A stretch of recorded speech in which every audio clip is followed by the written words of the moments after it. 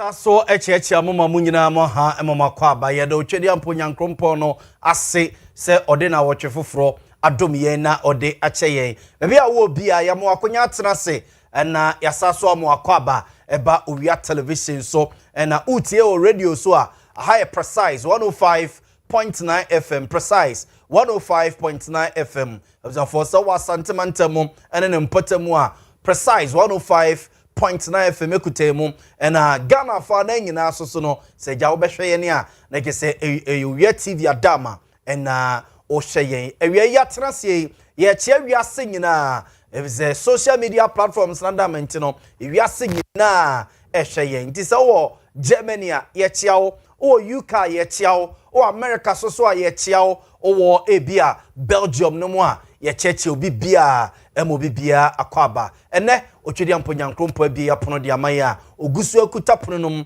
nti egusu a ye namu dwumadie ne din de Montie meka se Montie a na wageme so ye tie nti Montie ye tie Montie medase se wageme so sa ye streaming live away social media platforms awdo ne nyina so oko Facebook wa hwehwe Owia TV Facebook hwehwe Owia TV ena oko YouTube wa Owia TV official ene Owia TV ye stream live honomom oko TikTok so a eye Owia TV official dwumadie ne etwagu honomo den mede ade nana Yaw Boamah amanfo frame Libya boga dwumadie Dominic Kwakubuaten Kukua Akosia Somua Ya Grace Simon nana Yaw Buzi team nyina ena ebomi chidomo a bebi a wo bia no yetimi aba na yaba besom wo obetimi de wadwenkyere no nsusie atoto ye social media platforms so wadwenkyere no nsusie obetimi e de atoto ye social media platforms no so ye guso a ye di dwumadie no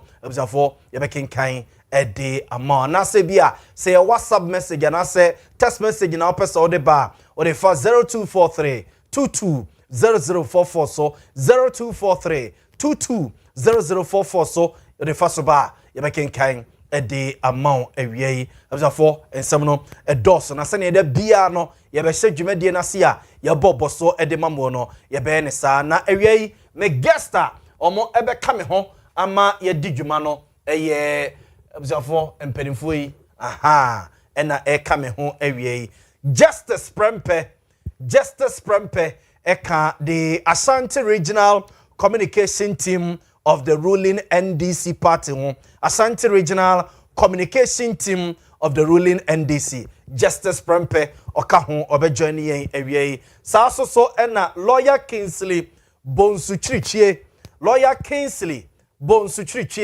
a second vice chairman Emma NPP or Menchia South constituency and a name Osre NPP etwa ine ne yesi ahine for no so momfa tumi ma no na omeye deputy secretary of MPP ewo Asante Mantema say lawyer Bonsu Chirichie ebeba ababeke ho na yedi enkomo edi adwenjiro man no ho Dr. Solomon Kwatin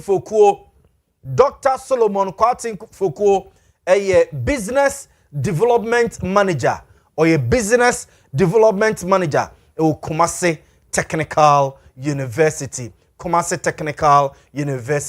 Dr. Solomon Kwatin Fokuo eso ebabeke ho awie na yedi nkomo abrobro nsem no so na yafa Ghana ho adwene kakra ewo edwumedie so awie yemo bonsem ni bisumamo yemo boso a nsem ni bi wono mo a ote nanso hu behia se obenya nkyiremu ni ye ebi wososo a wote na kwante ase yi ebi wososo kra ote na eye wasom denti no onya obesa so atie bio eno ne ye ba be brobro so de o se yekirem ye be kiremu ye o se ye tretremu so ema onya honte ase no ye be ne saa ye nhya se mfamfiri NPP MPs no minority no omatena ye se ye dem okase omo Ashanti region na omo ebo pro ewo koko mfu ahodo a ewo Asante Mantema sei se obuani ekohwe wachi a afi etwa mu koko a Ghana ban toto ye nyina no se yese omo de niema gunsa ne ne a Ashanti region ena yese afi ye chese omo to koko pa na yese open regional oma Ghana koko dodo ema ye toye e de kwa adwama so kokoton ye no a ye ntete ye chese e Ashanti region anu nti MPP MPs no e wa Asante Mantema sei koko buo no a eso ate ya nipa binom kra kasa an wan hwe so betima sa tibio no ene MPs no ene nam koko mfu ahodom ene akuafo no edi nkomo ono abo Frank no dompre eye MP de ma desia ewo nsawam ado agira batom pesia so wono mo ekofin so obonten so ene anafin so manhene ekodi nkomo na yentie ne nsamu a wode eto edwa ene nananom anim ana obuoni ni die kwan so nsam ni bi wo ho a ye bonju so nkum pani asubu a titiru fa koko hu nsam aban yi betena akonwa so yenim se de adwaman so se de na ebo ne tie bebia ye papa kufu ado pages pri ye ene de bi oja ho anso ofi aban mu bebia aban yi beto so a obeto so a yesimu se adwaman so bo no kwa na ekosoro ene hu sunsanso a ekoka ekuafo yi nsam a efi ekuafo ho no ba no ahomete ye ba santimen mu a ni titiru no ye ba se ba betie efri ya dehye eye ekuafo Ghana ekuafo ho esan se eba ekua ni titiru eye koko hu nsam a na woni mu a ni ahobrase mu a Ghana onipa bi agitu se nyansan dodo na ekuafo no ne wo na se yato so yente so ewo adwaman mu no na bakosem ho pani se be se paniko ni ahaban wo kwan yetasem no iti yenyina edom kitwa a yakwakoye ho esukitwa yi pebrim ya cheye mu ebinim betena mrahye bedwam no pani se be se paniko ni ahaban wo kwan yetasem no iti yenyina edom kitwa a yakwakoye ho esukitwa yi pebrim ya cheye mu ebinim betena mrahye bedwam no mo de mo nka mo brofo ho ye de ye ne akuafo no eba bedin kita ho akwa akire yie ye wi a ensem a akuafo no beka kire no ye bekuche ni nyina de egu krata so na ye de akoma otumfo na asre no se wadawoma onfa ni nyansa ani na ho de enta akire sabi se ye ne ka won kran na ban mu mpanifo sabi mpreduasa ebubu ndu egu omosun se ye ntie e ogidie se so otumfo ankasa de na no tumbia because ne wa koko ni na ode ne ba ko school no na de ya wo mu kra ne se koko akrachefo no aban mu mpanifo afro mo aka kire mo se ye de koko ni ba mamonto na je se abesinu ade ba besie mo mu nto koko no se ye mra no ontimi fa koko no se bi na woni mu ayentimi fa koko no enko ton no wodwe mu se de ton tomatoes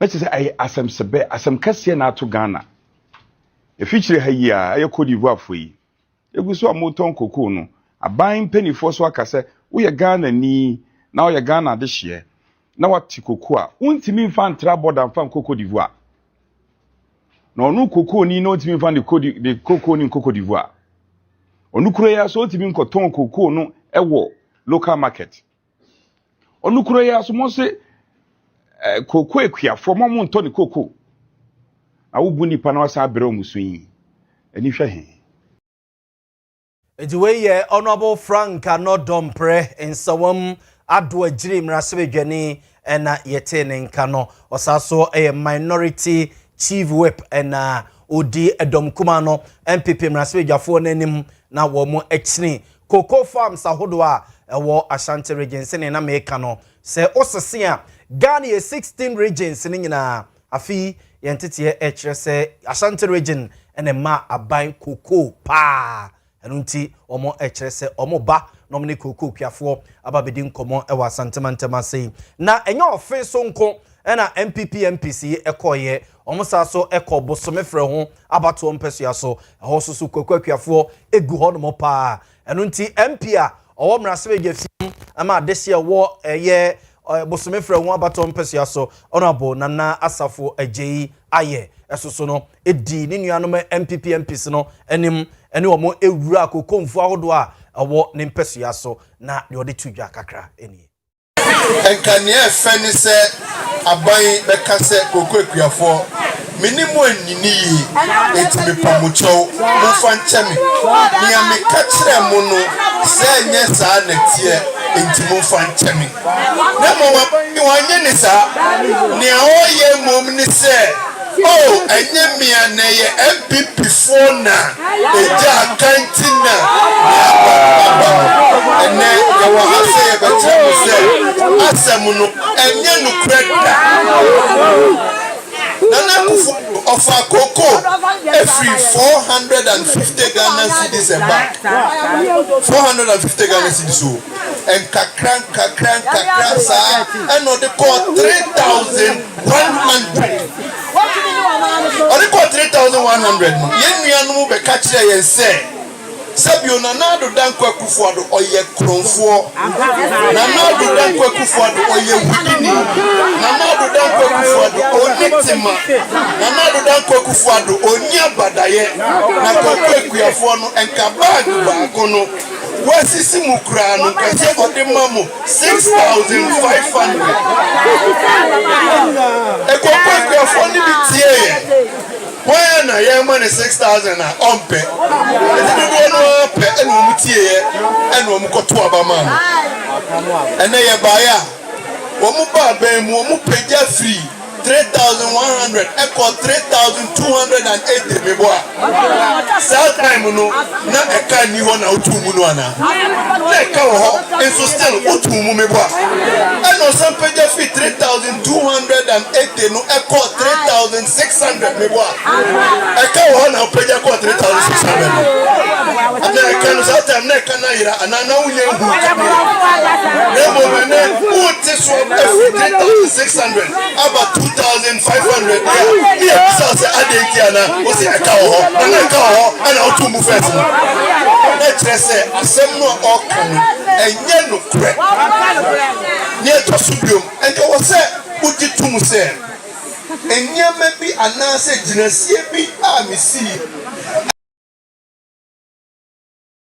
Nana Asafo Eje Aye Waye Bosome Freho, Member of Parliament, and ne NPP sitting in Akokan Hoa, or more any chini cocoa farms are what ne constituency, and a cocoa farmers no, Aquacodin commoning na a cocoa bonoa, a buy ateso, and a dear almost or more tier, say a buy a sasso ababe cocoa bonus bio into a macatre, cocoa cratche for no, say omunya cocoa neto na. Nti sofo frobi eba we yesi ene ensemu a MPP no omo ede etudwa eno akire kokko akuafo ni binom soso ene ensamhwefo edi nkomo ewo bosome fre ho kokufu mu ho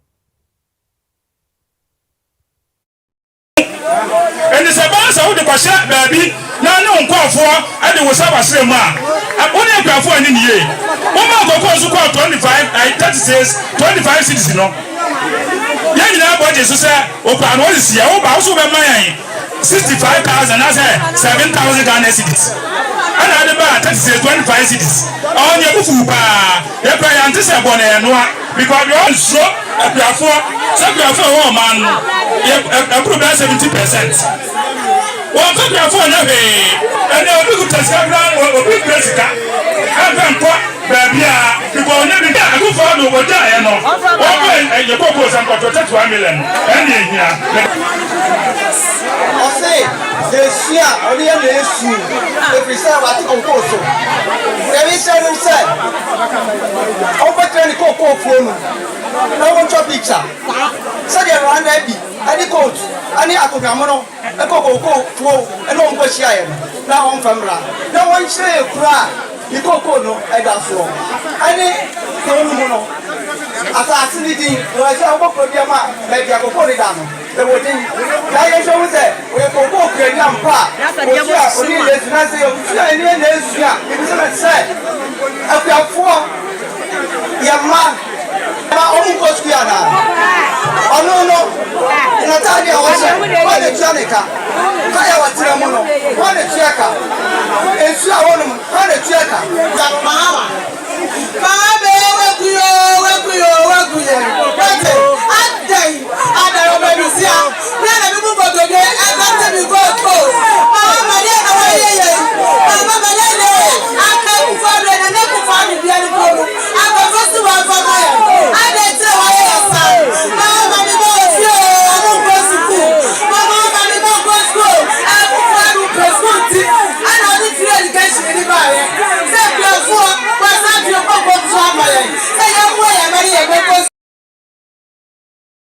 koko akuafo ni binom ena omo soso no na omo echechero mu nsemu ede akyere ne nyina eye koko buo no a eso atia MPs no omo enam koko mfu ahudom ene koko akuafo ni binom edidi enkomo a ena Montie zezeri ase both MPP ni NDC nyina no na no ye hu se eye ora eye Boamah otukono presidential advisor on a Greek onanam echechiri nsemu de ntia o matete koko buo no so o chechirim de kire akuafo ni binum se MPP fo so atiesim amanfo ebusa se Ghana yemayimu bibi bie no wono mo a ye de aye politics amana ye da ejisi ye de koko nsemi kwa akoye politics ya na ne ye gi atum se koko no ye ba bese no ano no na bia ye pe baabi e de ani akire nduwei eye baabi akoko nsansam no ya ba beduru sesei aha ehon nsem no ya ba se ye benya MPs no na ye busa wo mo se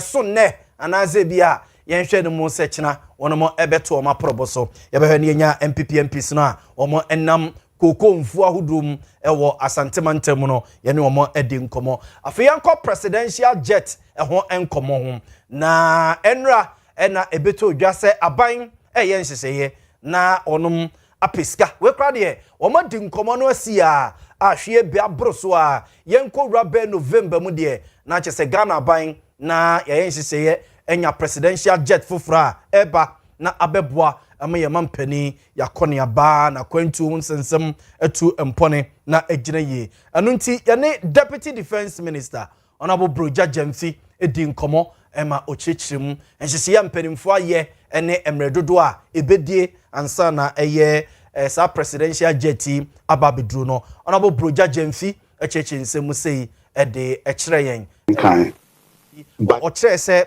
e kan de nyame anim die plane enkoe baako ebeye be enan ena ye nsa ebeka yo abuzanfo nanke ye se ye ne ye be koni akwakofo no Broja Jamfi den nsem ne bidiam but ye nko oma no so sisi a na ye ne lawyer ohina manko agyan eni enkomo ya te se enechema untumi case no omo ekoso na omo koye no de ye tete ne se enechema untumi asem o de kodan court no court abona asem atoagu se chema untumi amfana danse ene ne nsem ama court no ebegina so na wabu asem no asem no nkire mu yesey yenkone ne lawyer ohina manko agyan eni nkomo chema untumi lawyers a omo ko ede ama no court no lawyer ohina manko agyan eka ho bi pa lawyer awie good afternoon o mejo so brapeyi lawyer Benjamin dise ho ye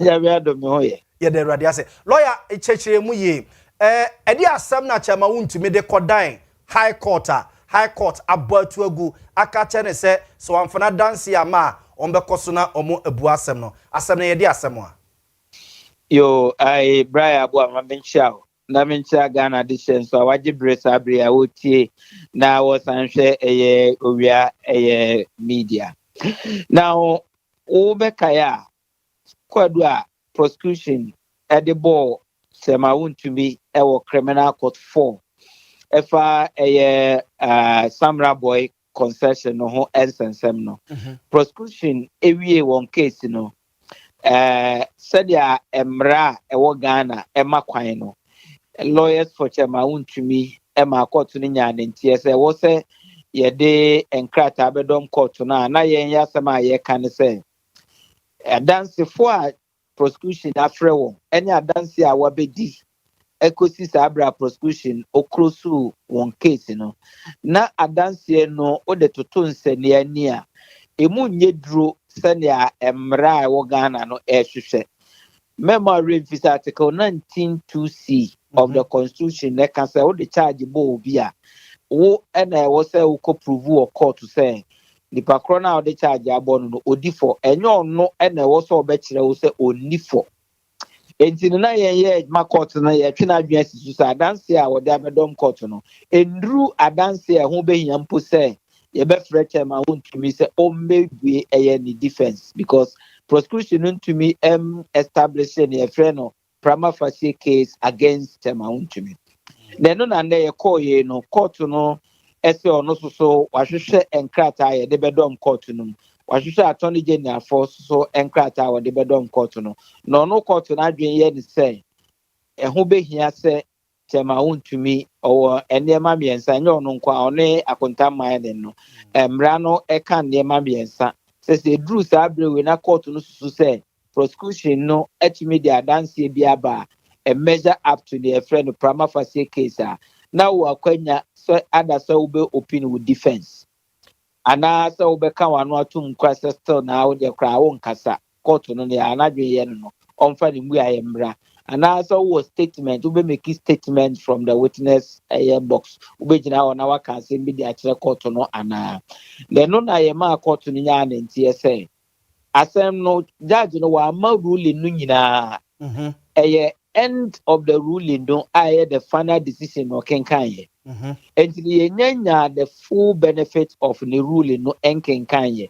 enhu nyina so antia o kasa and no yenye pinyechi na yakoji ruling no na yakenkanye enhu nyina so a court no gina so nti o se oje sa asem no tuma enye na ya say o akwanya so opese o kwa appeal a obetimi akwa appeal o akwanya so pese o kasa okay sana o kan dia me so me defense ni a obetumi a open with defense ene ne ke county ene eno ne call court court no de to dwa yeso ye de ato abonten se ye be pese ye benya ruling ne akenkan ne ya hwe se anamon ben ena ye betu efa chama untumi sa ne case we no ehwo lawyer say okay kan deputy attorney general Justice Remsai ne post awaye ewo ni Facebook page the okeka ne say Accra High Court no I say oma establish a prima facie case against Mr. Bernard Enchibo Siako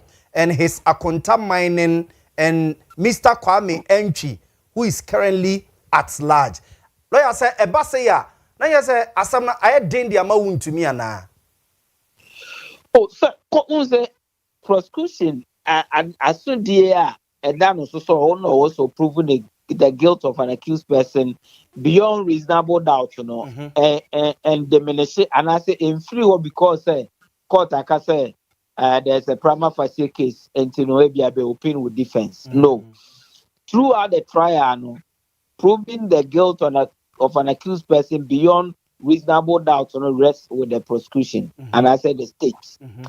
And you know, said or no, Dr. Swims are deputy attorney general, and they were a court.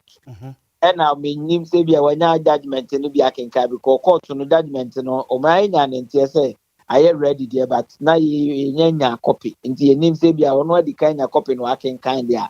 But study at TBI, I said publicly court and I can say, also say, there's a prima facie case, and you know, send a medical team, no, accused person, no options, AMN. By any crumple options, na 9. The fourth one is accused person no power appeal. Don't forget, say, in our recent criminal jurisprudence, no, there may also be say the Republic versus then now finance minister, then not a majority leader in parliament, case still at forcing. Yes. Only Dr. Siama and Japa. Obekaya, they were also facing prosecution. Omo face prosecution, omo prosecution in the case, no. Omo lawyers, submission of no case to answer. Submission of no case to answer, and the court and the judge, you know, eboguye. We free on the court of appeal. We go through court of appeal. No, court of appeal, the judge almost say submission of no case, and I can say judge in Egypt. Obekaya, Dr. Kabla do 4 cases, so any opening cases no be a Koya Poko do Supreme Court. Emma charges no be our Supreme Court can say why discharge the accused persons maintain one corner one opinion one defense on some of the charges. So my point is that until say you benya full decision no ruling I can kind.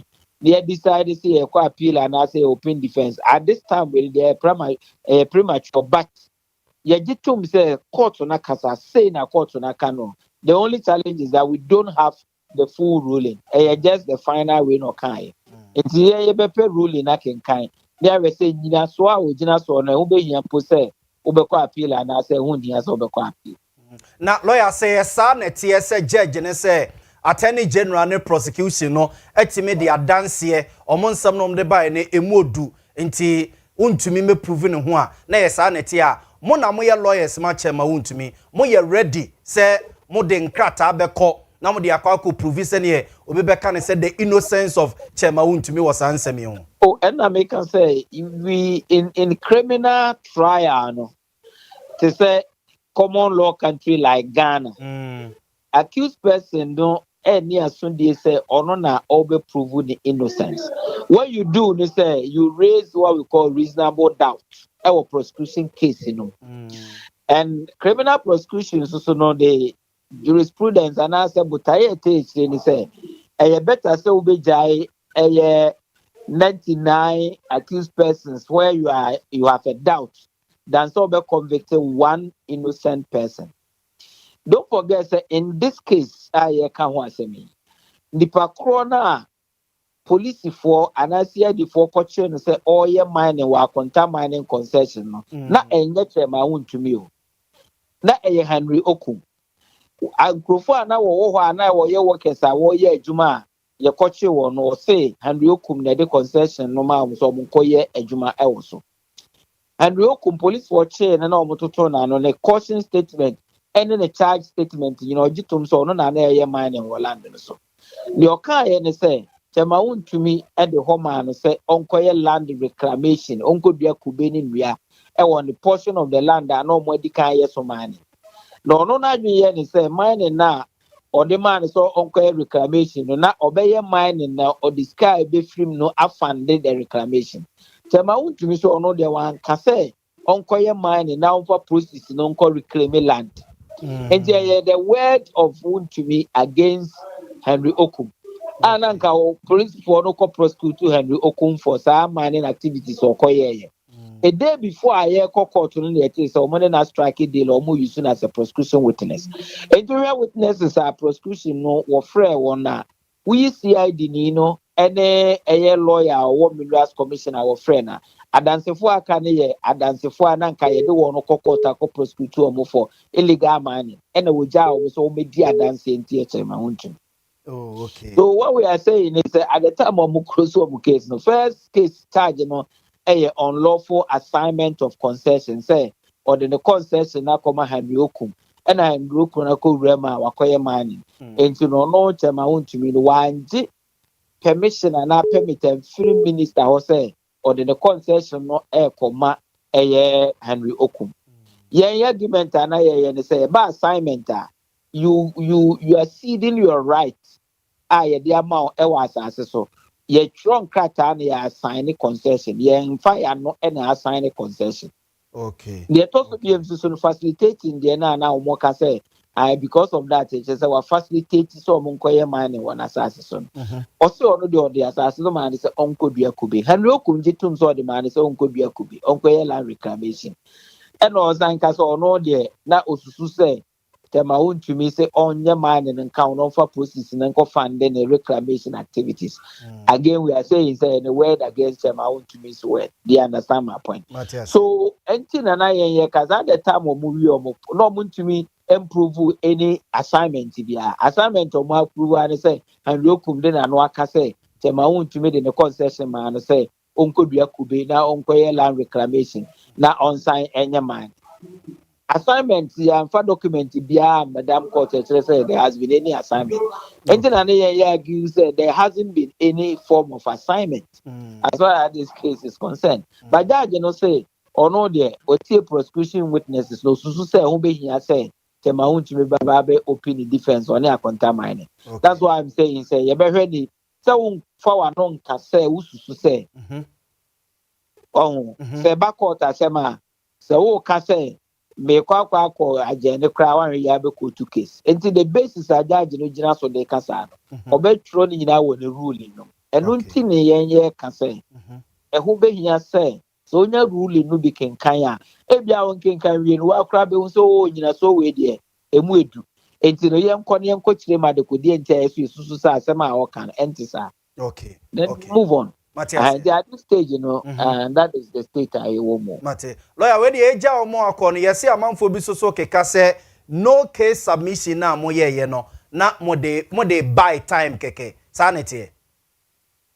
Me it's a by time says I mean to wanna see. Almost say na mo pese case ne se be ya mo betwim na ache na mo explore ada a friend say avenues no ne ade sa na nipa no bi no mo Oh, obi obeka say bia ne say hu say obi our right to say obeka na asem say ne awoka no but obeka ya enche kra na no ade ya o na attorney general wo hoi any Dr. Srim sign or NDC lawyers na kuku dambebre no no mo ye lawyers for accused persons which is Dr. Puni, Dr. Kwabena Dufo Japa and many papa ya say Dr. Esiamaya or ye Bank of Ghana governor any the party trana wo face prosecution no. Okay. Jachi question no mo nyina face prosecution.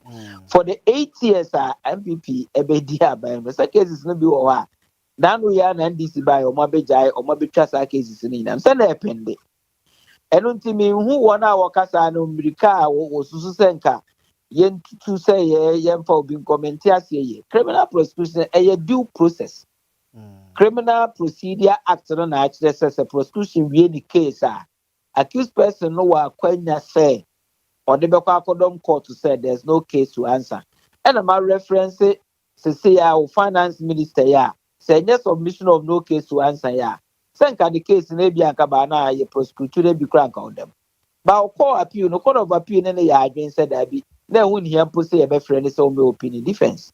Okay, That is rule of law, that is procedure. Okay, And to be all cancer ma wo ken no say di pa no minim and say bia obepese nka untumi kra say that people are untumi yemfa no nkogina court kra na o ma convict no the run ayagu ni nsa o say prison attard ya say de na ko say ya convict no me wa na enya say case na say eno nti wona wo susu sa no untumi blame on because your madwen na yom sa bagana no yes ye pe rule of law. Rule of law say ye be di asem emra kwan so ye di asem e wo mra kwan so I mean say the due process and e be ye adwuma due process no be say ye ma emra enye adwuma say ye wo say ye sa pepepe and ye di so e wo ntumi case in fact this is one of the fastest cases ye di ama prosecution at me awie the case within this short time because lawyers for prosecution no ye nyina na ye cooperative fully and they achieve expeditious prosecution of this case. Yeah. So the outcast are fine no but then emre wo Ghana no so say we are on course. Nate. Lawyer nyame nhyira pa no adaje awie bibia ni so ye besa frɛ. Country kuku and o man ye wadubu ache ene lizise omunyina omode meka including wo Libya boga ya Boamah. Munyina modemika. Lawyer, thank you. Mobe page mo of mo contempt. Lawyer, thank you. As for way a lawyer or hene amankwa janena yede no akwakode enkomo no lawyers wo mo ekon de ama chairman Bernard Ntwibo si akon amanfo friend say chairman wuntumi no oka ho bi ene awie yi a na eye court no de eye sa ruling we ebaye omo a oda chairman wuntumi se onfa na dance yemra anyesa the attorney general and state attorneys no aka no omo efise enyina so wom omo fisa dance wom omo fise modu anu nti court no etimi gina so edibua asem no etia no enti lawyer hini jan ene chama wuntumi lawyers ne chese omo so ba ye krado de also omo ye bia no wodomo ebeye a kyerese kwadu a attorney general no de ebo chairman wuntumi ewo galamse ekoso ewo sama boy ene ho nsensem no ho no ne nsa enim yese ne ho som sabrobe eti ehonsam enono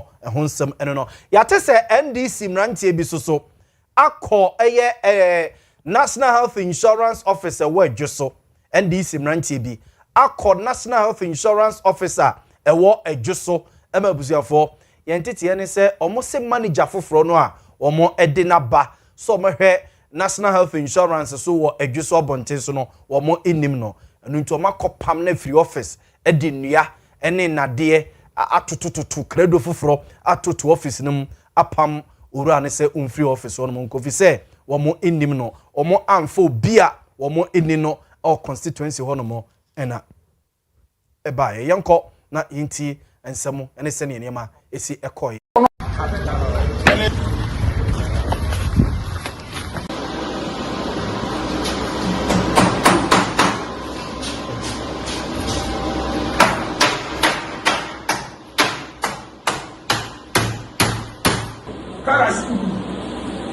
Yes.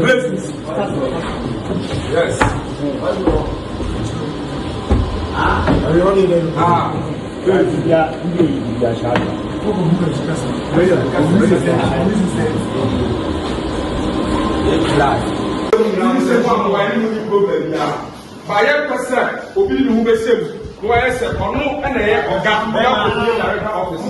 Eno ye be ma mo so ni na. Masramo. Omo fa mo nji sa eduma di ara di. Mo na mo ye mo director na ni mo wo su. Ye pa na say em say mo hu ye ha ye na ye eduso NDC tax force na mo hu ye ha no kwai na enya body nso esan say na enya body nso esan say na ye wo manager e wo ha health insurance manager ya promote na e de no call baby fufuro ye nim say NDC eduso ha ye kunkudin na ye ba power enti definitely mpanyimfo na omudi anim a ye kunkudin no ye di bebre e be hihye politics no mo nso ahwe nkwala na omo ofo ma omo ye party mo adwuma no na omo de omo nso ahihye o na obi akoma to ndiem na mom ye nka bi hyemu ye manager ko ye be ma ye nipa a oda ye nim a ofiri adwoso ha no ye kofa obi efiri baabi e de no abrɛ ye wo ha sebio ye operation bebre bisa adwoso ha ye ni krachini ya obeti ma hwe health insurance ha ye wo bebre wo ha mpanyimfo na omudi ye de moye kunkudi ma party no ba power no bebre wo ha obeti ma disa adwuma no na adenti na omo no bu ho ye ma omo appointment bia na ye kofa obi afiri baabi no krom ofiri baabi ofiri ba no health insurance wo ye mfa no ko enti ne ye de ye kasa etiawa ye ni panyimu bia eti kasa bia de ye pen say ya ye kunkudi ma party no ba power no ye mfa ye mpanyimfo no bi hyem NDC tax force ano mo fro mo ho omo so omo ye NDC tax force a omo ewo edwoso na omo kire se kwan a mpedimfo fa so health insurance penina owo honom no omo se ya promote no nti omo yi na firi ode ne ko ba bi fufuro na fufuro no omo de na ba no omo kire se omo enim no na so omo nim no so a omo entimi ne ntena edwoso kuronim ma ne nhwe national health insurance so ewo edwoso ene nam so emenne oma pam na free no office de enkredu eni nuayi eni red bands ne ade akwakobobo honomu a omo akwakoje office no akenten so sesei na nanke ye hwese ye ne empedimfo binum bedi nkomo na ye busa se omo toaso no ma ye ne seya na ye koya na se ye bai so bi e sore se ne na omo kase pani na obaye no ono so of insurance onu krum nti emfa no nko hweso no se yakasa obia ntena ne krum no onye adwuma oman no yebekọ yanim no oman no yebenya mpuntu na yefi se ye pe no ana absafo yehwe se yebenya NDC mpenimfo ni binom wo edwoso na yene omo edi saa enkomo wei na yaje enchiremu awiai mema abigafo akwaba se ne mekan ye no Justice Prampe eka NDC regional communication team no absafo owofia ha sei lawyer Kingsley Bonsu Chichie second vice chairman ema NPP ewo Menchia South enei osre etu ahene ne yesi ahenefo a ewo NPP party nim so momfa tumi ma no na omeye deputy secretary ema NPP ewo Ashanti region lawyer so ebeka me ho awiei ewo dwumadie so na afi Dr. Solomon Kwatin Fukuo esoso business development manager ewo Kumasi Technical University ono so akan ho na yatenase na yedi nkomo na yafa Ghana ho adwene abusiafo dwumadie no edi Montie mega se Montie a no wageme so yetie justice the afi nyina mene ni nhia yo ai afi nyina mene ni nhia doc na so hu mene ni hia ba ko bi be no kra ni ebonza ho ya nhye da ntrase as usual ani nkomo no ane wo se yedie no so hu aha yentima ntrase eni nkomo no a ɛwɔ sɛ yɛdie no okay ntimi antena sɛ eni nkomo no a na ɛwɔ sɛ yɛdie no so hu aha edi yɛka mo sɛ show yi ɛyɛ live ɛwɔ precise 105.9 FM so ɛyɛ live ɛwɔ precise 105.9 FM so yɛtena sɛ no mmiɛnsa no nsia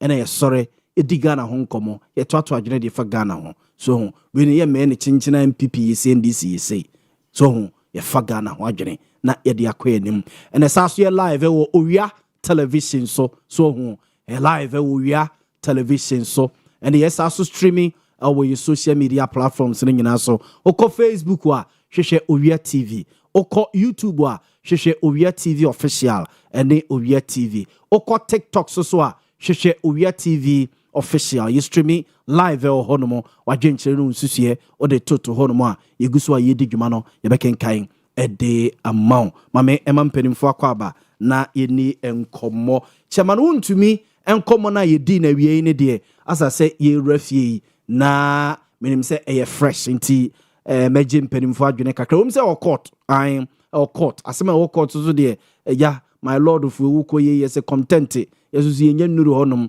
enko contempt sembia so ho ye be ne boko na ya hwe ni no na fe yakoye nim ewie nkomo no fuel prices na startia epeja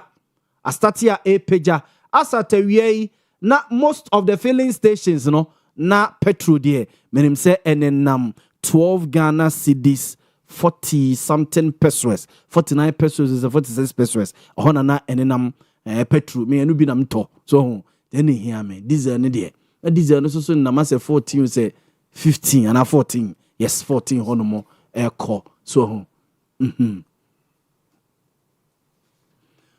Salifu Adamu Ejuso Tax Force Coordinator Ewo Ejuso Mamene Salifu Eninkomo. Salifu, good afternoon.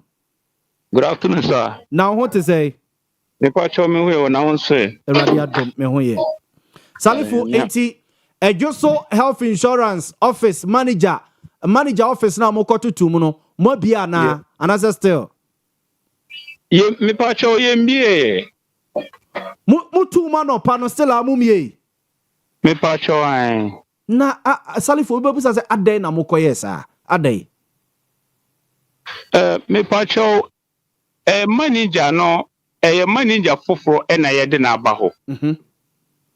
Na manager dada na no ho no ya ma no promotion e ma no ko ba bi.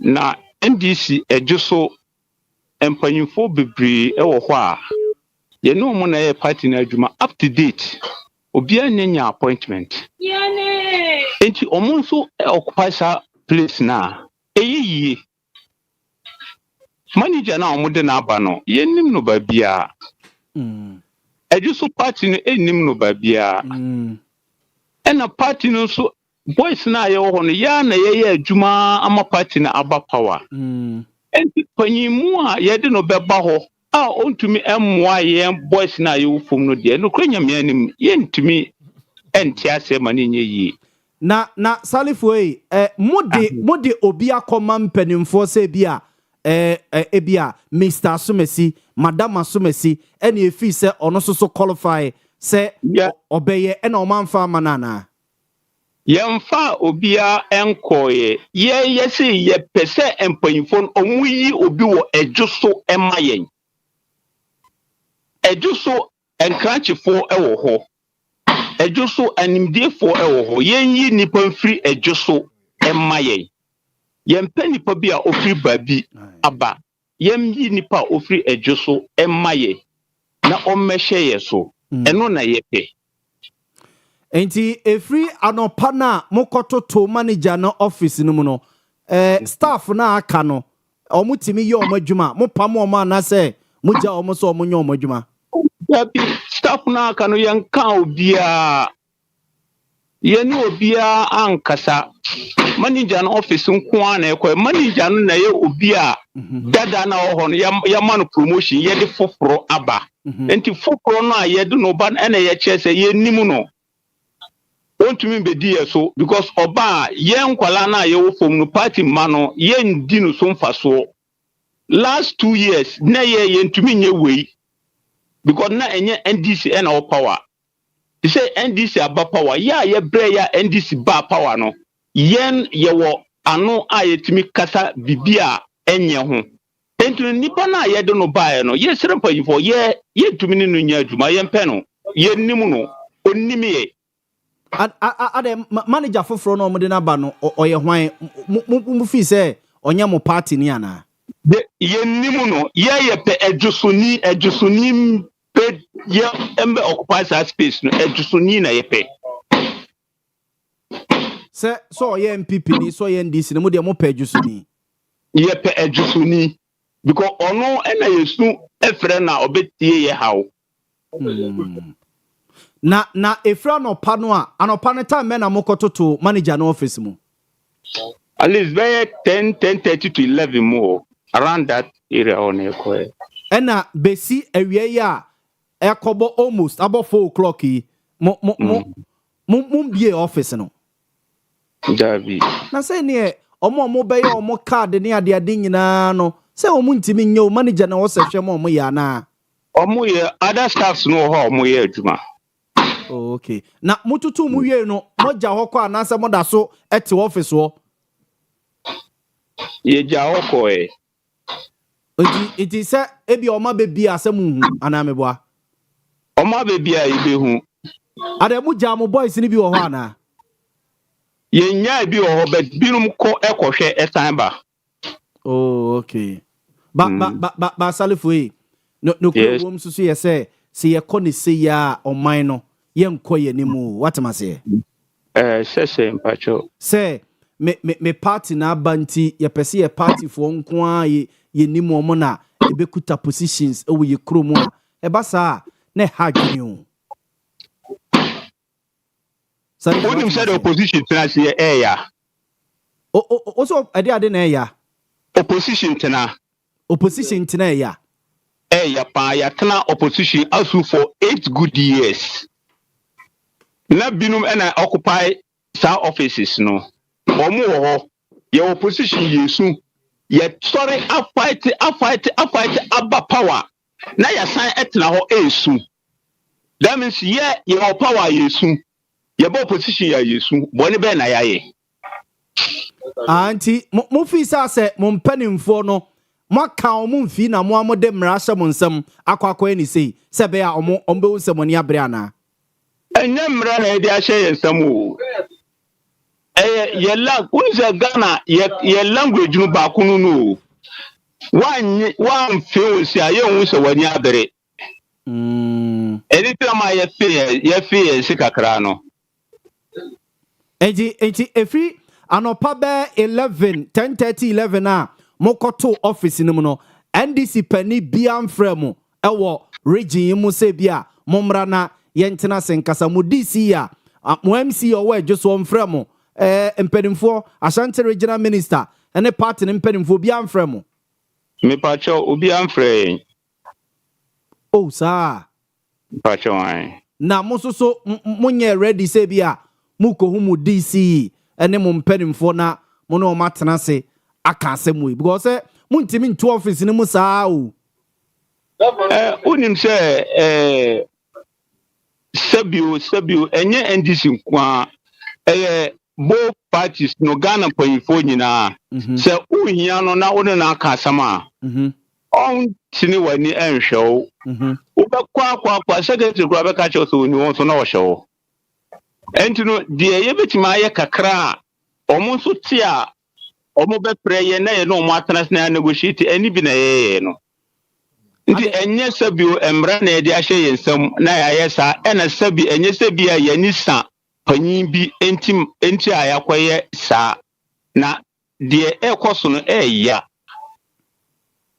salifu mo hu ne se mpanimfo no mfi mo hu ya because enti mba se yani mpanimfo be fatia na party about power na sele mpanyifo na ye de ombedi ye ma no omugina bre na omo so ahwe ye nkwala na ye wofom no ye mfi mpanyifo no na Ekwenya abeda ho na yakofa obi firi kuro bi so na ye de na aba se ombra wo mbedi sa akwenya no unse ya manager na omode na eba no firi kuro be so minnim kuro a ofiri so ofiri ajo so but ofiri Asante region ha ba bi mebo a masa me ka to se minnim ba bi ofiri aramboa ba ofiri ajo so a ye encourage ni a kire se ofiri ajo so a mate eji Salifu echina mo bebie ama o maye o madwuma na se bia staff no pese o mo kofa bibi wo manager office be ye adwuma mo bebie amomo any moment from now we are ready for negotiation.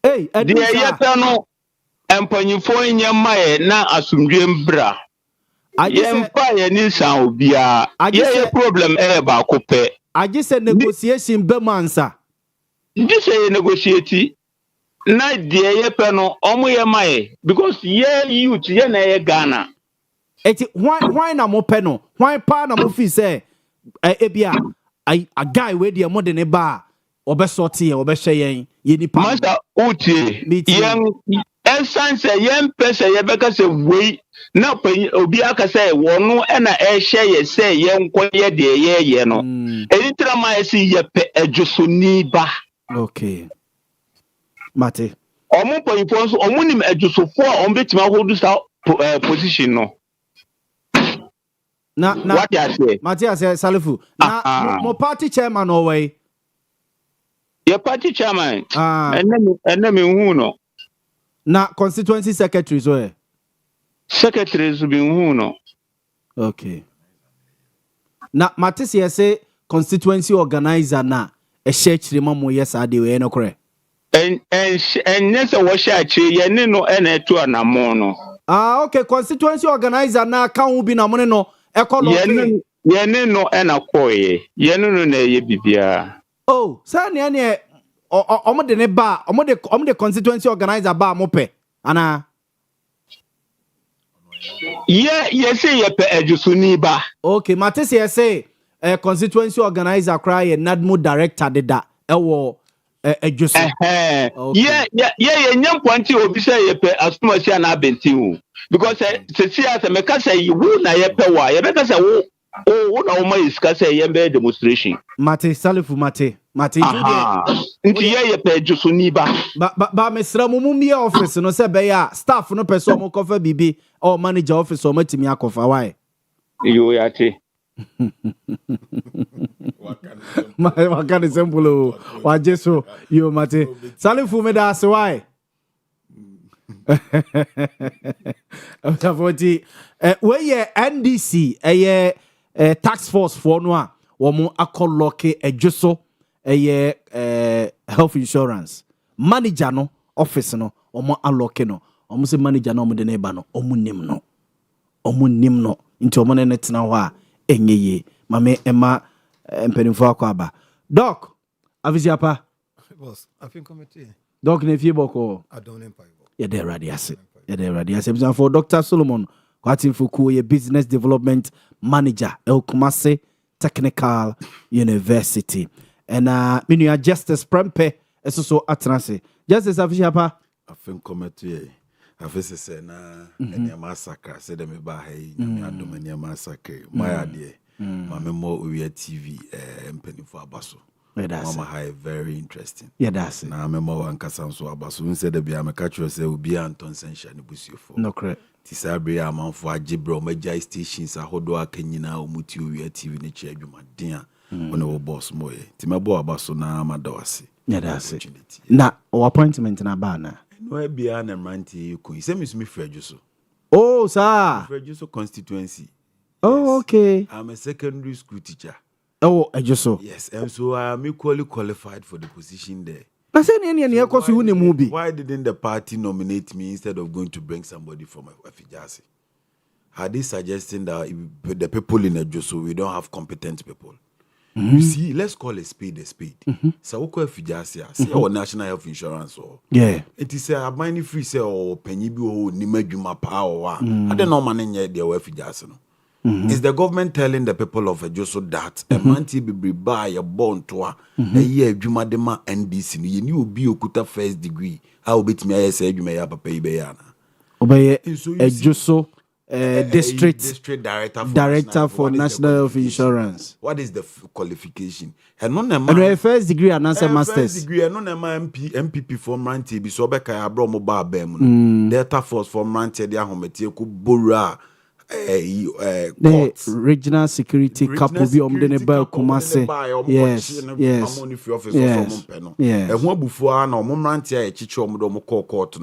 Yes, regional security coordinator. Until you see some of these things, it is painful. Justice Mufi said penifoni fee mwana. Mufi said there's somebody up there our fee grassroots for nana. It's louder than words. Mufi Montie and Montie omunko demonstration. So I'm not the one to speak. We're beyond demonstration. Because locking up the office of manager. No. And Nippon free Fijasi. Fijasi crowd is saying Munia. Say the same route. Munianum. Ontna Fijasi ho. Nundi ni position now pen ho. Nan Montie no more jusono. Homonsundi position where just because me say Abraya Jumano Papa no free. Fijasi Bajuso have votes my. Okay. So he won votes. For MPP Niana. I don't know him. Your friend is I don't know his name. Nam or class. And now obi me colleague teacher catch me say me say omode GH was some trip is show be where just and a host to know and then to TikTok. Or no me colleague teacher and catch me say me say NDC for a call office no. See the first person who came to mind was the constituency organizer. Okay. So he was the first person I called. But I'm afraid no let me say he was in the action. And I'm afraid deputy NADMO director who is the constituency communications officer. He read say and I'm in the casa Edu say too was not in the district. He knows who nim hon. Okay. Until later on and now I do say any sound frame me back and all my information said this is what has gone on. Now a constituency task force no and Montie no and almost nim papa no baby because one kiti bi on ma Montie no so be ebinya it is him say one now NHIS director now o can be ma NDC a bit me about office na information be on my diabetes to any and the sad thing is that these are allegations and I cannot confirm it. Allegations are not for and say oko NHIS district office wa you see a ball papa we din but kone koye a man for extorting money from people. Say amount for extorting money from people say 20 or 30 cedis yeah charge be count. Ejoso health insurance district officer. The boys are feeling that the Omodena Bano Juma de Gu NDC animas. Oh, okay. You get the argument. Okay. The boys no, they are not only fighting because Nipana Wabana Krani Nipo Munimno. They are also fighting for the interest of the party. Okay. Because if we say any aye Juma the party naba, now kufu be a one rebia or nyema ebeboa party na ma party na koso atana bem. So media Ebia kwa omofa so omoloke office na me no omonyadwe but I completely agree with what they have done. Mo do obi akọ mo say normally party no makwan say constituencies no mo fa bia mo young men ne ladies bia mo de obi akọ na omo mfie mo ana. I'm not a constituency executive. Because him say parties mobile power normally organizer be NADMO. Yes. Na youth employment make can say youth why on the youth organizer. Yes. No more de friend is a bakui school feeding. Ama women's organizer. Women's wing Sanya man. So we don't know why this time. Why no more health insurance no more than why din a for that one, I'm not privy to it. But National Identification Authority, we were Kaya Mame Kwame regional minister to my say, and I know most of our election directors, directors of election, because they are very much equipped with IT. You better try to be moving most of them to the National Identification Authority. The boys most of the guys they are still MPP guys. They are the ones sabotaging this government. Almost sabotaging this government. How are they sabotaging the government? We do not want to make speculations. But they kabichire me. Ba kubi say oka health insurance manager. Oko across Ghana. The lights out going on in the Ashanti region is not going on everywhere in Ghana. Light na edundumu Kumase no. Ashanti region no. Exceptional. and we suspect that the director of the electricity company of Ghana has a hand in it. That's why I said we don't want to make speculation. ECG Ashanti Regional Director no a hand in Dumso no. Because the point is that it is not normal. Say a national deficit and a national crisis there was a cost in every part of the country. Yeah. But the information some of us are getting is that that is not the situation across the country. There are other places that they are enjoying consistent electricity or consistent source of power. Why is it that in our case in the Ashanti region, most of the MPP guys are still in the office and they are sabotaging the NDC? Go to the municipal assemblies. All the legal directors there are MPP men. All the legal directors, say lawyers are more specific. MPP for. How do you expect them to work well with our government? Go and find out from the coordinating directors. But I guess they are technocrat. Nobody, MPP or NDC. Nobody has disputed that fact. And so, if they are technocrats, they should be ready to serve the government of the day instead of serving their masters. Because if they are there to serve we as a government in power, they will do what we like. They will respect our decisions. Say, and I'm a common example, no? And I'm saying that we do not want to make speculations. At the right time, we will expose all these things. The way the boys are going, it's a part in penny for more money and break. Now, it will get worse. There's more of this in Ashanti region. The boys are aggrieved. The boys are aggrieved simply because we are not ready to listen to our boys. Now, yeah, as to say President Mahama ni NDC, I want to say Ubia ye jina bem, but the enya party sa. Bible no ni nyankopon kraso on sabon kum hawa ye dey twatwene. And so you don't sit and eat with your enemy. You don't do that. You must be strategical as a political party. You don't allow your enemy to be the legal director for most of the municipal and you can call and confirm. Find out from the district assemblies. And it is not helping us. It is not helping us. You shall see CC 24-hour markets. We see allocate land somehow. Find out from the Ashanti regions how some of the MMDCs are struggling to even get lands to build the project. Are they? And so I'm saying that we do not want to talk about some of these things. Why are they struggling to get lands? Because you're the Japadia neighbor cronym. It is a me asokwa municipal. NDC as a party set up. Na enjoy father for all no.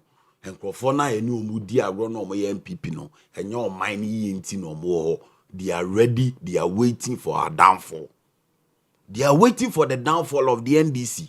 Enti so we NDC penini now wo MPP for my fans are be very careful. Because they are up to something.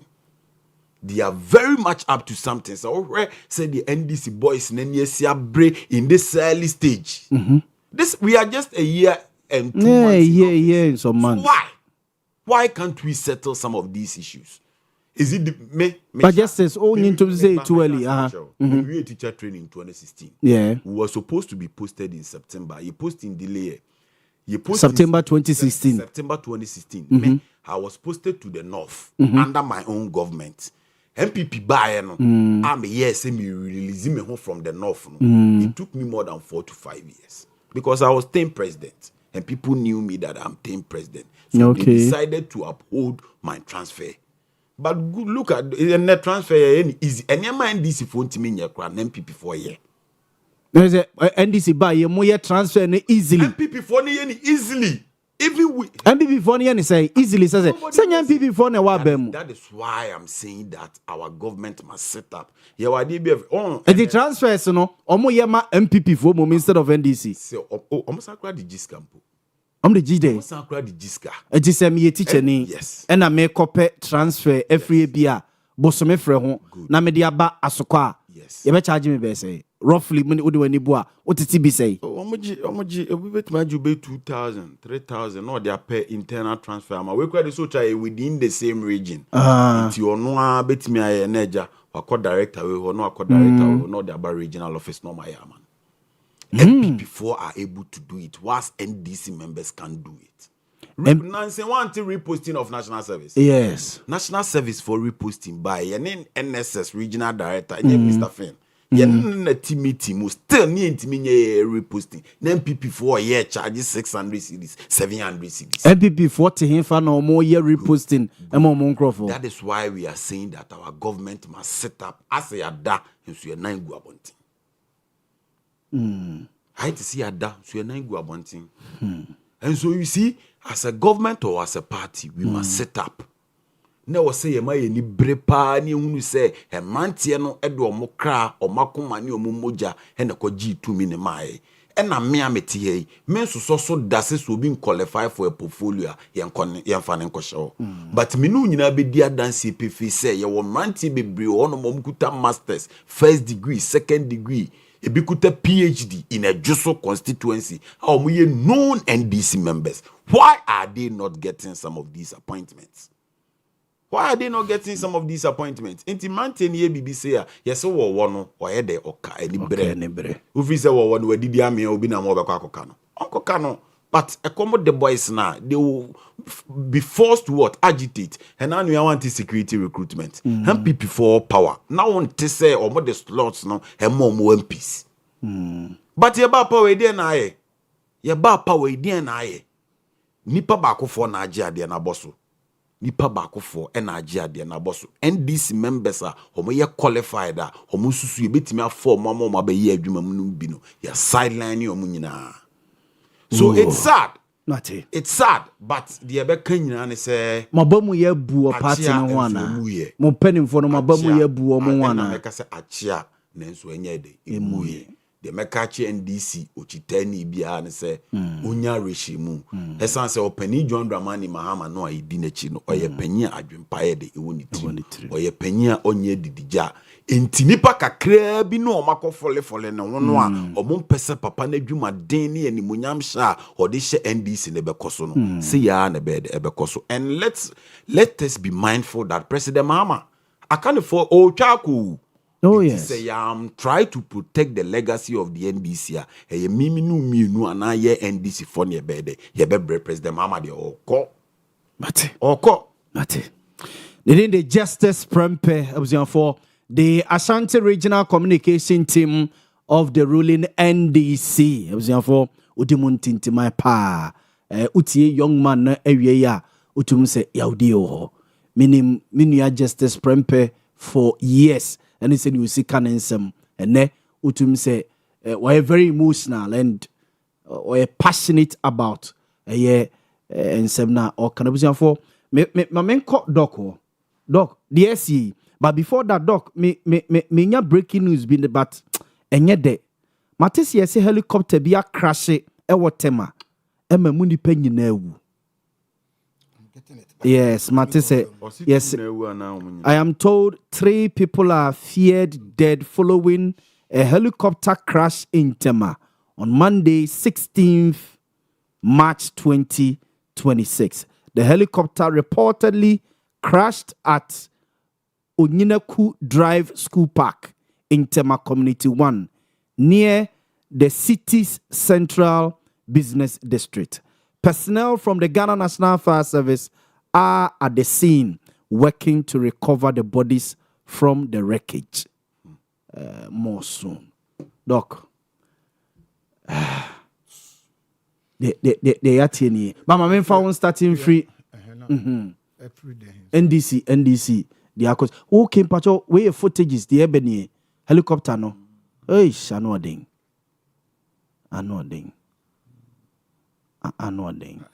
Private plane.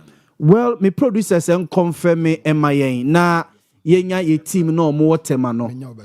Me need details whether a private helicopter and I say a state in it and I say baby are free any baby are neko. Minti me entry information no very scanty pa information here very scanty but as to send the patre na wu no kra no say no multiplane him and I say a tebeto form and a bia yes a developing story observe for year follow ni keenly me production team no work see e benya your reporters ni be on more grounds on mo na ye di enkomo no but again news na nke ebe pese yebete because enche bia Dr. Dredo mane bo amamu de eni 1 year kra eni afe kra at least yegusua yewomu a meka se yeah CC's August yes yewomu a menim se nipa binum afi ni ye recover ba na yakwa kwati we nti a production team ne say yebeko ground so no mo but I'm only hoping say ayasemo the way de yate awie doc de yate no arehosemo ayate no on there we can't talk so much information is scanty until we get detailed about it. But the see where you see doc into asosa and then the justice purpose so e can awie so mu fi say there are certain people ewo abainim ewo state institutions bi omo boa pa sabotage abai no boss mamencha the first time I'm in this doc pacho in this show set so na say be sir I share the frustration there, but it's a point we are now he's going overboard.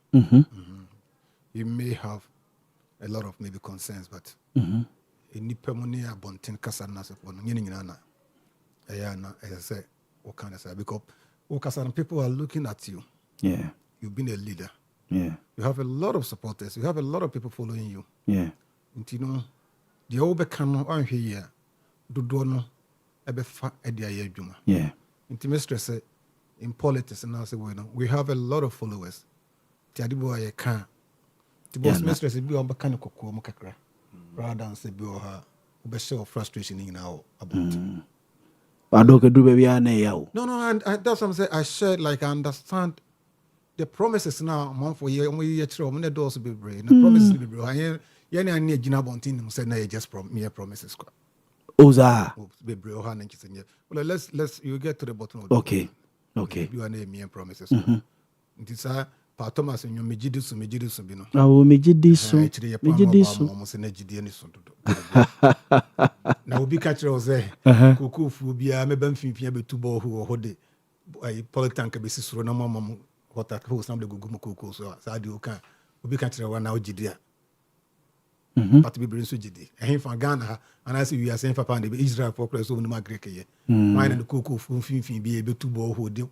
Politanka is near the way about part of my penda dog kind and sound over when elections. On the name and viewer. And baby, all kind of sounds you dangerous crime, Miss Ray said, a month will be originally be almost sabotage and I said, oh, here. Will be our TV be a technical be away in a Juma perceived to a MPP. People may attack him or her unnecessarily. Yeah. Because a national health insurance I'm okay. MPP time, NDC time back on by the whole Ashanti region. Almost the higher pilot a Biamoka say almost ye okay. Almost almost the higher ye capitation. The whole Ghana. That are 10 regions. Almost the higher capitation. Doc, my main pass information. My production team ama ye nyanenti ese helicopter no. Almost say unse a tito school.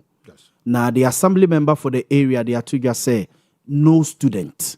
And I say teacher ni nkwala ni bi na ne ho kan ni mum e omo te helicopter ni mu e na omo e hye nti na kese no doc ento aso no matter who they are ye nipa yeah former currency no correct that's fine no correct the dynamic currency national health insurance are okay say bi no mo ha o MPP for grand the show no mo sabote my mom relevant literature say previously some time ago MPP when this was in power omo capitation of the Ashanti region capitation. The capitation no can collapse the whole health insurance system in their region.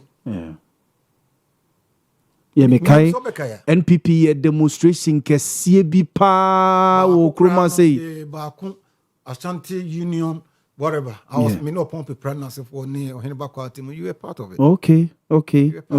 Me kai na that time na COP Kofi Boachina na ye regional commander Mekai. Very well. Mekai. To that time on no na NDC for in charge. They have a pilot man can name say pilot it could be a 1 year, but a Tana has destroy most private hospitals doing it. Yeah. I hope you understand. Yeah, Montie. Then sabotage bear. Why is sabotage? MPP time on Paul Motraso and say on Motraso. One can say a quine. One can some 4 interchanges. Was a 5 interchanges to Ashanti region. You back no to me and one saw me there. Status on me. And I want to say NDC Foundation sabotage. There is something wrong so far as the region you are concerned. Development now say for we all have to sit down and take a second look at it instead of blaming just one party and I say one person be baby we need to take a second look at those where there is the need for us say ebo be abaso as I say ebo be baso but so be na say in so talk as Kumasi particular out is a flooding ba conscious efforts. Former regional minister ne Asansoni Penifo. Bridges near Yanomo Yanaman Force. A timia Yisani man do no free one still talk as a man for Yamashu. Facts are facts. Comments are sacred, but facts are sacred. Facts are sacred. Ubetimi near Shababy and make an in at what they say well known way among for him. But my sister, dear, issue to send the crowd to make up. Yeah.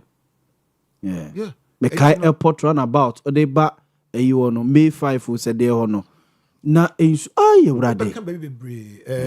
Parks and Gardens. Parks and Gardens, yes. Suntreso hono. Yes. Yeah. But a conscious effort. It is a overpower consciously. No, so betting I can say this area will be developed. Could you want to buy or Genie do Rotary Park in other ways? Maybe no more penasum. The about posterity is judging himself. One of the best mayors of all time. Mistress Buha, I nyabo to name the root cause and name the solution. Another development be a sensory dangerous. Say, ye pejusuni, ye pe krumuni, ye pe. Now Santimampon, one MC, Ufra Santimampon. Who is an indigenous person? And this by Santimampon, MC or Maya. Asantibequai, MC or Maya. Make me, I don't want to mention places. But that Asante for honor accommodate accepted. Asante Mampon and this for a demonstration say Asante Mampon yempe Asantini wa Asante Mampon. Asante Bekwai yempe Asantini wa Asante Bekwai. Sabre na Mampon hine tiase. No, none of them fano. Of flight by Hobishia or Mukro. But I don't know the man. We accept everybody from every angle of the country. That is total development. This hardly bar, a be hard be brave. Opa stati, my producer in 47 and I say what 46 districts Ashanti region, what about district? Checking in indigenous for power. About 41 districts. District. Ne check if you say indigenous for power in charge. MCDC, so benya dodona. But we accept everybody. Of course, one area where we accept everybody. Muntaka is a darling boy of everybody. We accept everybody, irrespective of your root or whatever. And today should give peace a chance. Now, almost since when a qualification to become a member, to become the director of national health insurance in a district. No, the criterion should be a native. Apart from Ashanti region, there's some few account we said, Upper West, Upper East, Northern region, Volta region, OT. So Benya will be a free Ashanti region or 100 position BOR. But we in this region, we accept everybody. Inti ya Joso Kakrana, yana ya santuamu, di omoja chichitu hono. You can't come and tell me and say, oko, hono, ode, adiako bobo, ayinano atum, because unya, opo bi ofri adwo so one more kan so nyina kra wo kohwem ko akiri kra na adwo so ankasa kra you are not from there. You this year ni omoja. You are not from there. So since when? And an outsider weeping more than they bereaved. Since when? And you're a Catholic behaving more Catholic than the Pope. Since when? Hope to Yes, so Sani ma we no so bebrea. And Dr. DJ Yaw. There be DJ no we na can say we have a lot of means. There are several ways of resolving Sani ma we say. MPP for NT omo board the room ko for ankoto aba.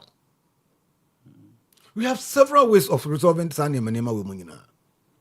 Obi so beka ne say doc ebi o ma kanedema. Sa positions are okay. Appointment are okay. One person the can was. Yeah. Nipa ba ko pe. There one person 7 years. The one person the bar. Bed and credit ba to so na djuma no ntimi nye. Si e ko Jimmy offer si ote hai. Prempe e de ko tena ho se ani nipa nyina na ko jigo do ko tena ho a. I tell you say the bed ne be da so kra no ahwe a o ye kro ntimi ho iranim. No obe homeboy. Iti bibia na ye ba ho. So touch up by duane wutu abranti a obo obra. The bia baby kitu abi na akoto okusi edu akitu abi a obetwa photo dia ba se wono kra koma na no ya behwe. No see ya na. E na bese ko hwe no we bese ko. Ye hwe ni man yi. It's true. On your number 1. Number 2, party for. I'm talking in general. Yeah. Party for. So person be don political party. Put yourself in the position. A baby say ye pobia ye bet my for simple. Develop yourself. Yeah. Catch the boys no. Say any law firm na akowia na say be hu say most of the young guys say obi e call law school. That's fine.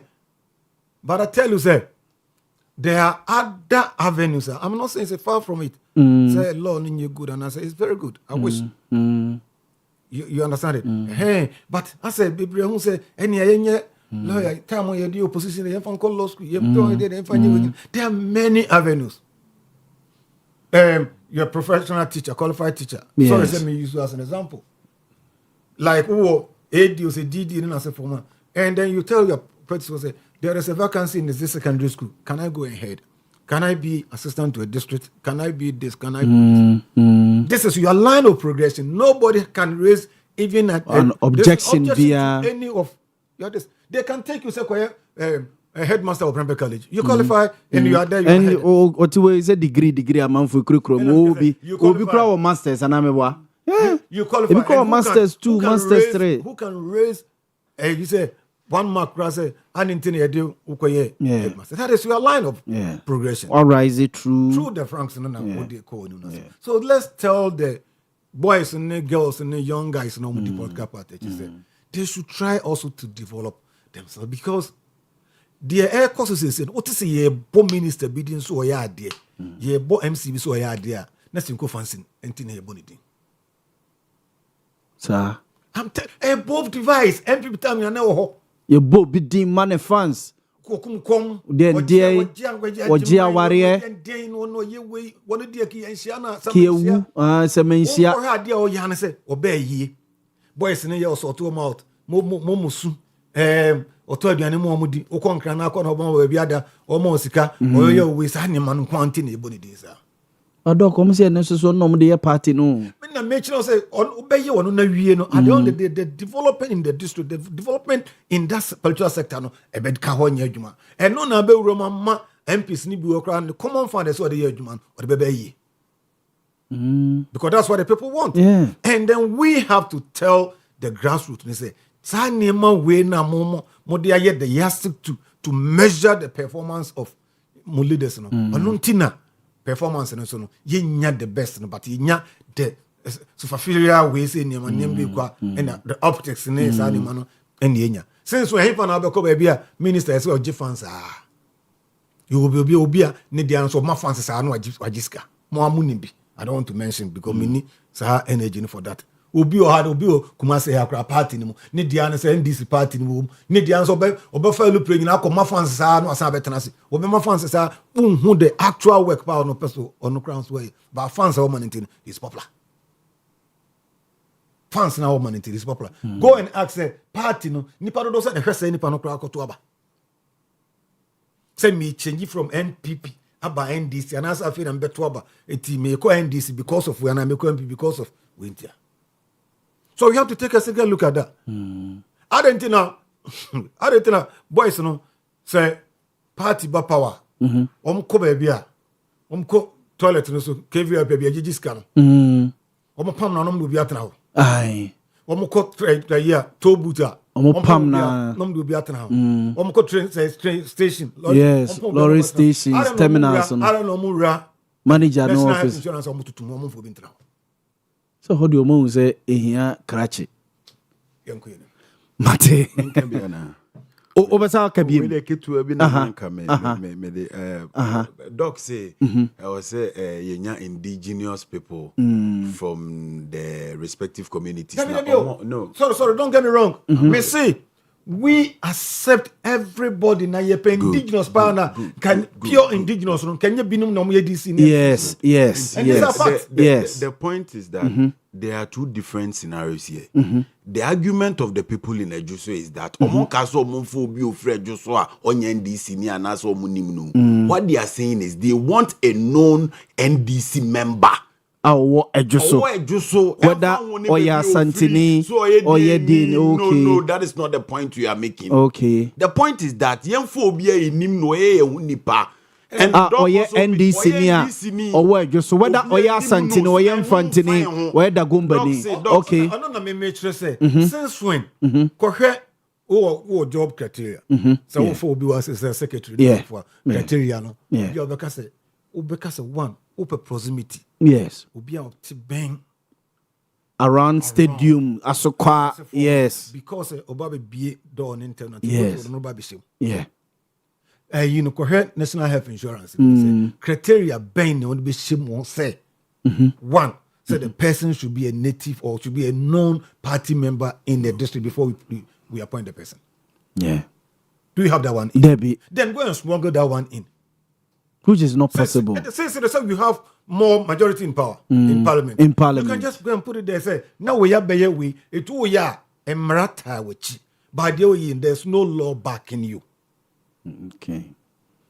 So the point is that Dr. Sanse Seoko Esima MMDC say Hasantini Bia woman. How many of we the people in the south go to the north? Go there and find out. But I day be oh. Say be honest say all crowd don't hear example say you pursue ko stream. You cannot go and be an MC there because you just went there for ebia to say bosumi bia na bosumi mi ensem. But look at the number of Northerners that reside here in the Ashanti region. And so as compared to Southness, to the Southness that reside in the north, how many Southern or Betnan will be kusku or Bekasu Kusi, Menya bind the be posted na koa. But most of the literates in the north come down south here for employment. And so if you make that analogy that Oko Etifi man Oko Sima, Yenia Santifobi or no more do positions, it is because most of the Southerners do not go there. And this is not, I'm not the one saying it. Mati Yentwasuna Yankoyenim, Yentwasuna Yankoyenim. Mede Sa dog. No betna. But we dog go school he. Because school Wow. Okay. Okay. Minimum call for I don't want to mention. But he is from the south. And no co school. It's definitely Obaba back to. But the office bibio. Mate. Minimum call for. You got two or more tena ho. TP more tena ho.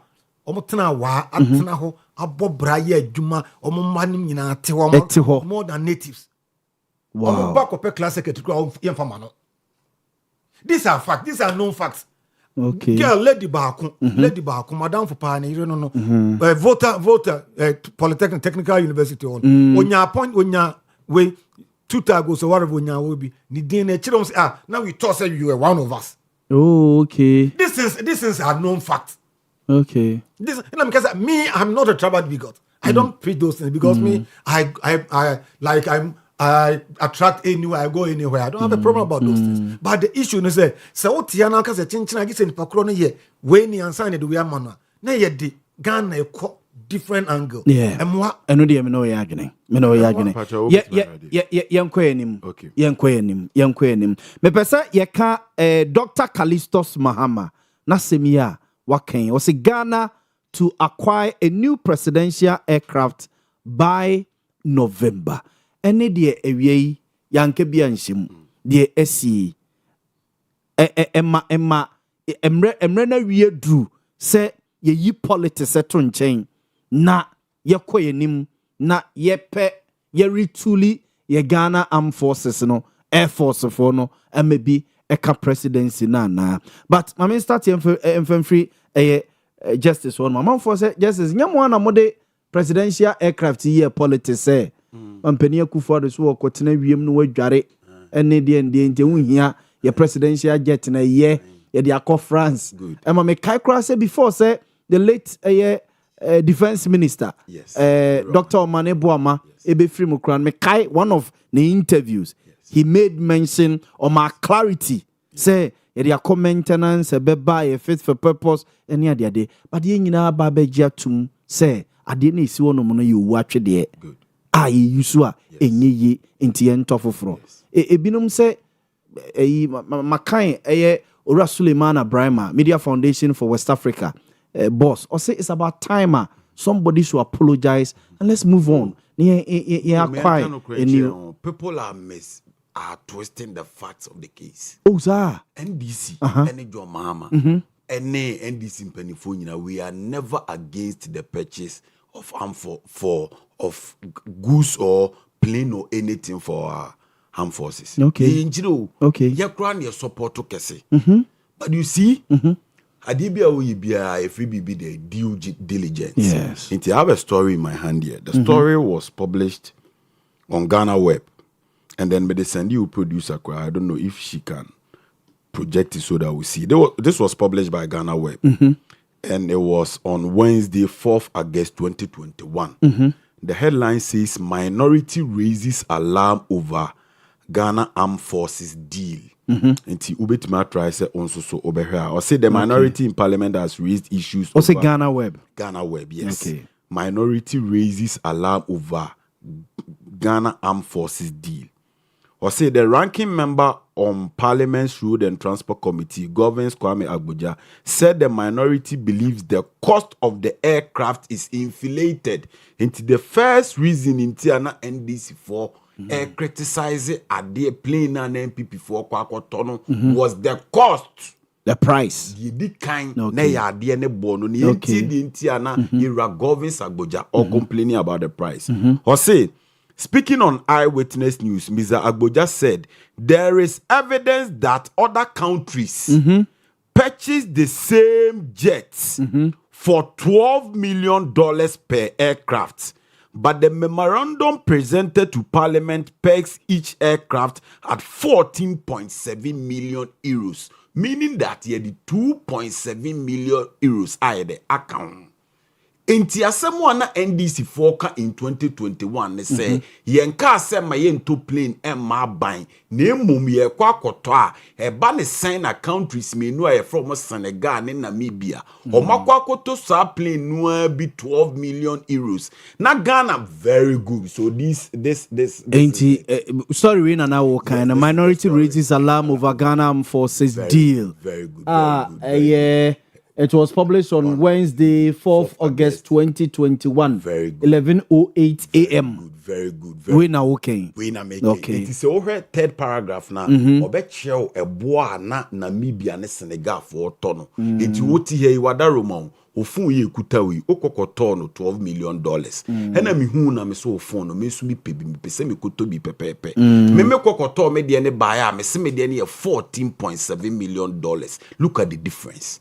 But Ebiana justice will be super can say for a phone Ebiana wo no internal memory no memory no was all the specs are the same. Okay. All the specs was about playing now. You understand good. So that was the first reason, was the cost. And listen to the second reason. Or say he claimed that Vietnam and Senegal, who have made commitments to purchase the same aircraft from the Czech-based manufacturer since 2018, are yet to receive their orders.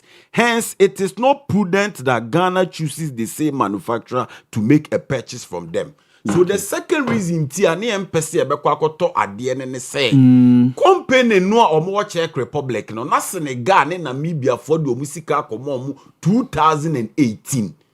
So munye bi ma wo. Munye plane ni bi ma omo. 2021 efie mi ensa echi. Still no muntimi produce Senegal ne Namibia for de ne ma omo.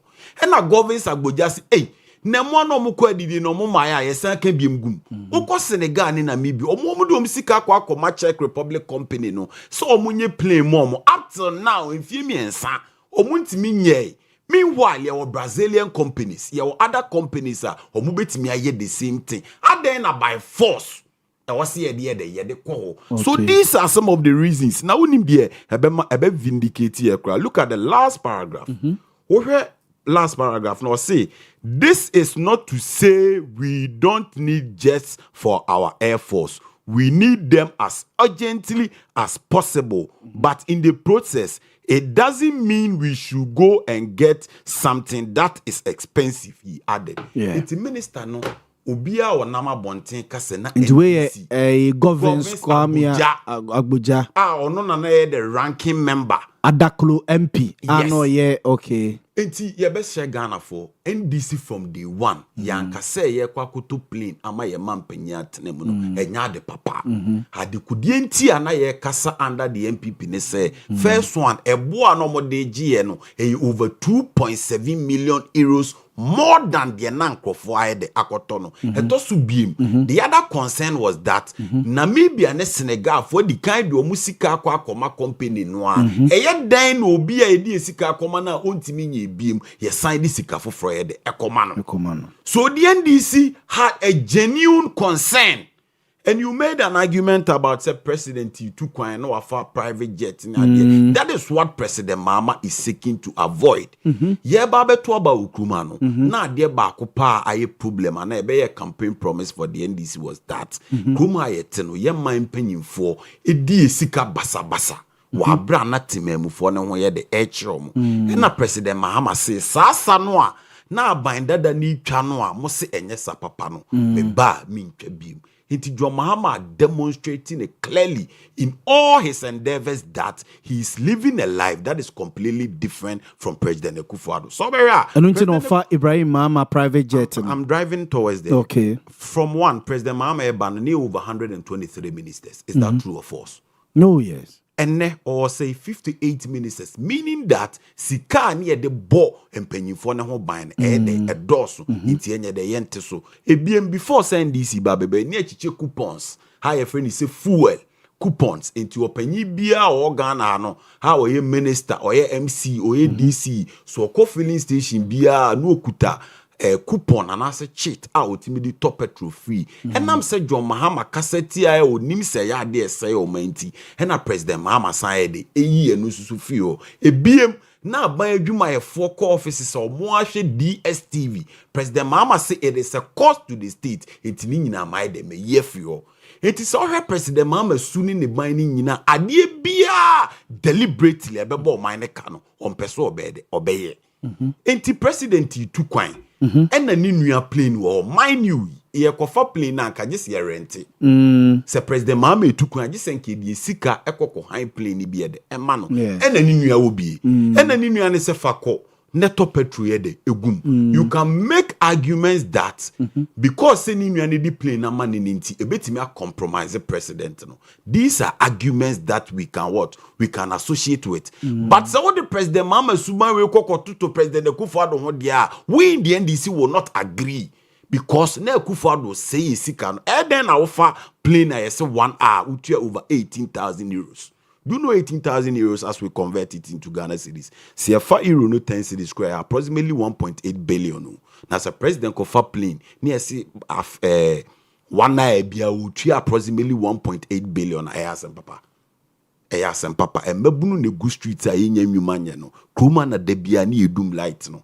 And Crawford na ye adwuma bosumi bebriba yentimi ntwe omoka no. It is how your president na wo se wo do mindful a wo se wo ye niema ebema wo ho mindful wan de atom etina president Mahama se asrewa wo hwe ne ho no anwini ni bu konkon ko fa wi mu hyen uba bia wi mu hyen extraordinary bia o fa wi mu hyen trotro unse gonna the days oba afufuru kura otu kwan na ofa plane na obi atimbio No, for commercial flight. Commercial flight. The president was using a commercial flight until say ni nua plane we be and was say any mamemfa we nye de enko. Enti me there the only argument I no man people for betimi raise ya metimi atiase and say e unua so the ade ne ma na wo gia ade bi onu so bisa obibi a untimi reject no and now you president. Enti e ho de me ni NDC for MPP for bed ebe side that because of conflict of interest, you should stay away. But the entire president use to play it is justifiable because my president say Ghana for the I believe you get the argument I'm making. But if you say Senke Mampenin and Arudan Kwaku for the time and now Ubiti said Gabi and Nana Santibedi to Nenka who plane in and Kekufa do Okofa. Hasn't Gajabe to cream. Why are Ghanaians complain? Why? And think Ghana for be complaining so the new plane air dance. Ghana for per se or high plane 1.8 billion within 1 hour beer dance say or the new idea because is that the argument? There's another point among folks who raise say also you fu na yet to gum na say so how safe is that plane now? Good. These are president at the air legitimate arguments that we all as a country air kodru no the cost involved why nature pilots na ochi plane no oya wanya so we say normally say presidential jet air Ghana there it will be manned by the Ghana Air Force. Pilots near their ding will be experienced hands what Ghana Air Force nim and a be flying tea akwana ochi president no why good. Why not you These are genuine the experience, the expertise, These say. are genuine questions that we can ask for the safety of our for play now, you can't want some but say that TV. No man people for be nyachom. Say anka president in funny nuani de ni si wo. No more mine can fan for play ne there. I completely disagree because say ye the petrol ye to go play we mu.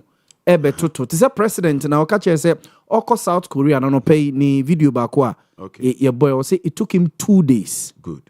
Because of baby or fire in India or they call South Korea no. One or cite example say Middle Eastern and some no. It's no say or fire different routes near their day. It taking you 2 days. Good. And they could do South Korea on Tibia petrol you to gumu maybe they compare say kebi of a commercial flight. So it be a cost involved. So now you are here saying that president picking commercial flight is not a norm. Enya normal. President be any Ghana who took all the commercial flight in Eco. Oh, sir, it been see that. How many times? Such and let me see. Good. Also, Professor Mills. So, and yes, sir, a normal president you took for plane will be at mobile. There be your presidents no move to is either they use their jets or they travel on private jets. Obi jet near Ginny in their mama and Benino. It here Professor Mel said the doctor Ken and the big chas and the two was say who took quiet as president. Who bet me for plane we central trial will be at movie. And a president Kufa Dubai will be changes are nominal. Say or no the too quiet or no be funny jet, no the idea or the call. And none na pain to the taxpayer say, yes, share how be buy a woman or my more. And some fata say a president took quiet no kwa plane. And on the man president Mahama says something kwa metina mudie metina di ubi atimini bi. But say president if a plane ubi atimu bi enya normal. Say but obi so be catch say see and solve Ghana problems ingwe by ye koto plane for president.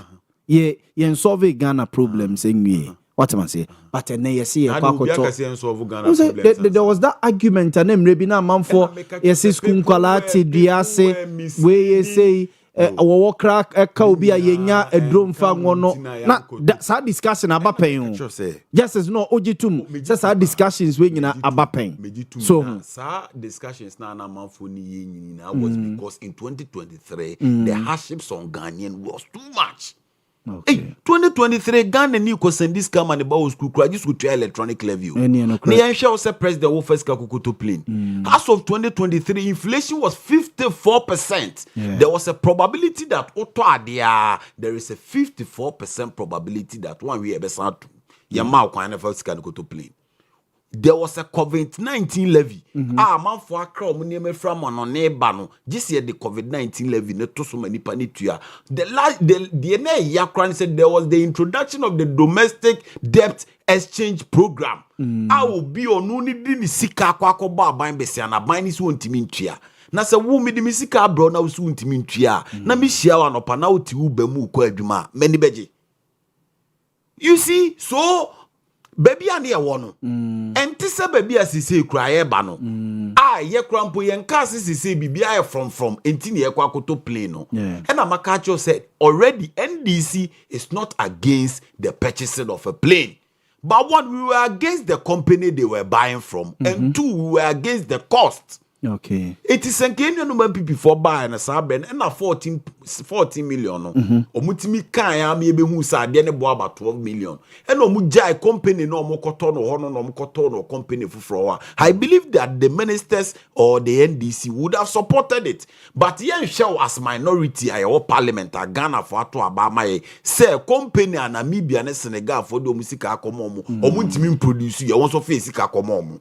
Yent na on say ade a nyina ye nini 12 million euros faye sika 14.7 million euros the daso ne kwa 2.7 million euros o ka reach Japan at force in case ne sika sen na ewu 2.7 million euros. Okay. It is a 2.7 million euros. It means my year out of forcing any Japan Godfrey Dami Kujina court there. It means that the money or the amount is significant. Yeah. Only 1 million euros a bribe it me bo kuma. Only 2 million euros bribe it me. And way no the cost involved in ESA. So I feel now the budget number. Okay. Yes, they have now brought the budget and they are here to deliberate on it. Every country or more cotton and craft no more or more site. And so you see, yin and coming together as a country. Yeah. And when you cry there, I was say Ubiati as and say the negotiations is starting now, but the plane will be ready in 2029. The plane will be ready in 2029. Next 3 years, meaning that President Mahama will not even use the plane. Into where is the conflict of interest? What shows that John Mahama who ever turn into na okoto or talk for a minunti? Or tough for minunti, the plane will be ready. But the secretary to the president said Ghana to acquire a new presidential aircraft by November. No, say Okasa by November, it means that by November they are done with all the negotiations. No plane, you cannot go and purchase a plane. Who's that plane about Kwabao? Who's that helicopter about Kwabao? Almost about 4. Good. Almost 4. And almost additional 2. But Kobe for. Men can say short distance travels for the president. Okay. And about also be a kesia. So I'm telling you that the president's jet, president will be ready by 2029. And so it's not specifically going to be bought for President John Dramani Mahama. And okay, now we are buying 4, right? Yes. Is the president alone going to use all the 4? Good. And so it clearly means that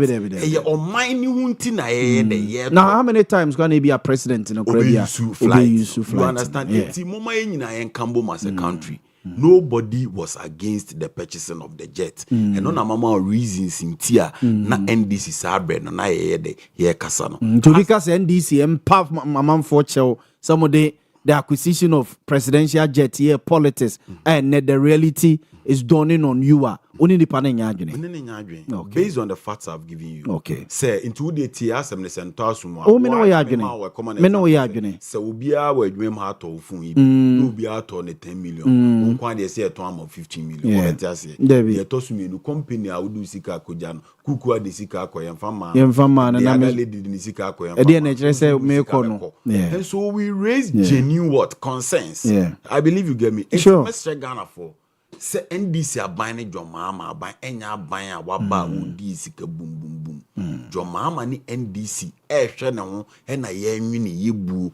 He be a cutting our coat according to our size. He making sure say indeed Ghana for being a value for their money.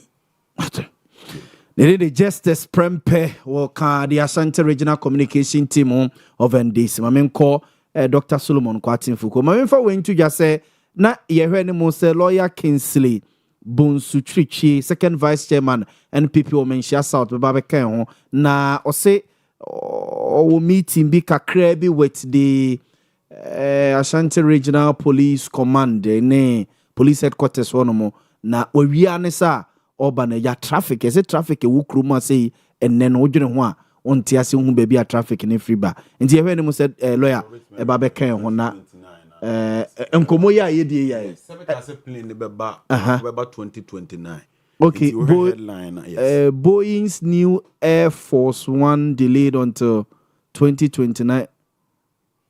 Officials say attributed to Ghana. Yes. Okay. Document. Okay. Mientoaso doc. Mamemra. Baby ayaba bedro aso man so bi ka say baby NDC gina no. Ye for politics and tunchen. Ni ehunu say enye bibia na de politics ye. Ni ento new planes for our presidency. Ene the Ghana Air Force a oni nipa na eya adwene. On the back of the ACA, he say helicopter be akwa theater as to say a state in India, any state in Ediano. Baby, a jina no. Boss, I mean, say purchasing, and answer acquisition, auto idea, any delivery, any possession, any other crop. Auto idea. Now we'll take possession of it. Kaloy and Koya, yeah. Metuadeka mato mato commitment metuaka and answer commitment na start into day be deliver na se pon is not here no there the issue they say Ghana economy and answer condition you no are you ready for a plane for our president now or not but it's not when it will deliver who use it that is not here and there so we check it na say microphone or ha say ni na no and say upejemu with me can ourselves so upejemu ko level be na so also just say ono say won kwa na better na use yes it's true but what no a car a big company ka and for so ba company no so yen take is an no and so we and also and the bank name be say economic conditions and what then no na no din too much na and warranty so bit more top player na say economic conditions my mom economic conditions ni be in 2024 young quite 2024 you make be on check your free Ghana Statistical Service 2024 Q3 that is quarter 3 the economic growth was 7.2%. Economy the growth was 7.2%. Industry growth was 5.5%. Manufacturing growth was I think 4.something%. All this things say not there were growth. What about 2025 yeah, be muna ye be 2026 on person to say economy no ayi kesena. Industrial growth about 0.8%. Industrial growth about say 0.8. Check it 0.8%. Every 11.2 about 0.8% because of sa policy on the buyer policy buyer ama dollar no above from ama importation aye fufufu ama local production and cost industry growth in Ghana here about 0.8%. Okay.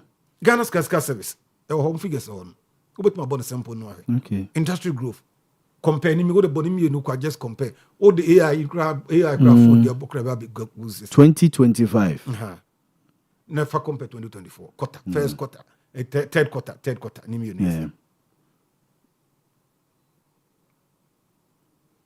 third quarter 2024 industry growth third quarter 2025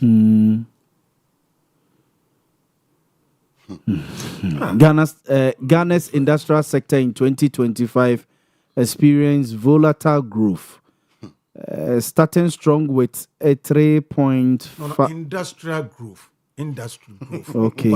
Okay. Economic growth, first quarter, third quarter. Okay. But industrial growth, third quarter. Yes, 2024. Industrial growth, third quarter, 2025. Industrial growth.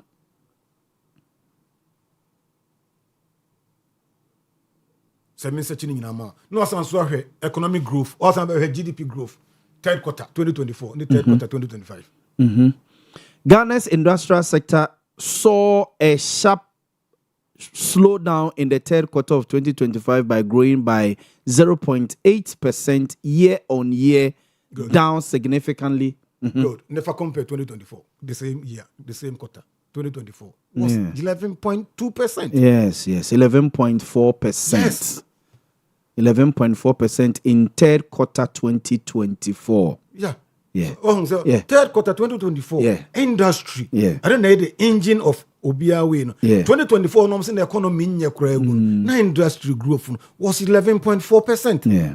2025 now up by papa ba near industry growth about 0.8%. Yeah.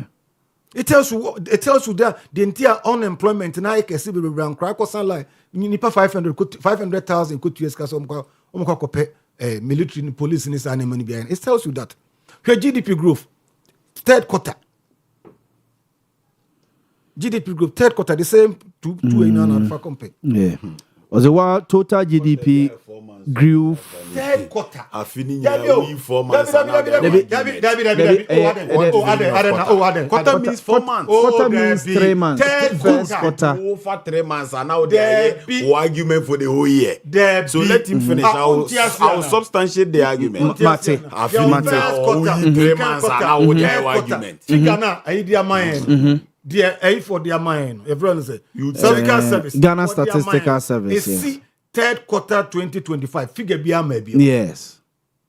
It year far basic third quarter. If you are basic third quarter 2024, the growth for Inya now against third quarter 2025. This is intellectual argument. Yeah. This is intellectual argument. And yet the day na Bibia. No san kwa a GDP growth. I'm just telling you, say the economic condition then no any no the difference was even better. If you want to play to the optics, you can do it. I'm an economist. If I want to play to the economist to the gallery, I can come out to the optics and I can play very very well. Say, do you know what they are doing now? Before I come to the plane, do you know what they are doing now? Almost their core parliament to say.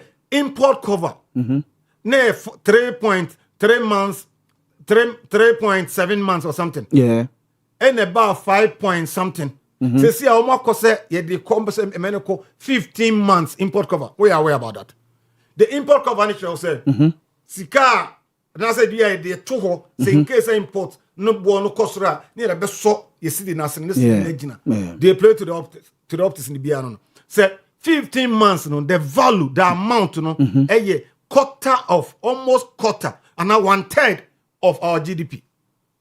It's 1/3 of our GDP. You see, Ghana winning in almost the more 1/3, and as a quarter, toho. So dollar no more than a bus in the so no pompe the kwakugum. That is the reserve that they want to do. Now they are gum. No be who say see the dollar no more than oh see the no dollar no more than about form. Yeah, but says ka we say no. Ka obeti meja import cover of just 4 or 5 months. Now they can abba production sector. Now turning around. The entire day ning says can in omo dia to just to make say dollar no ahun odi about form scan ahun odi about form inflation about form. What is the difference of inflation?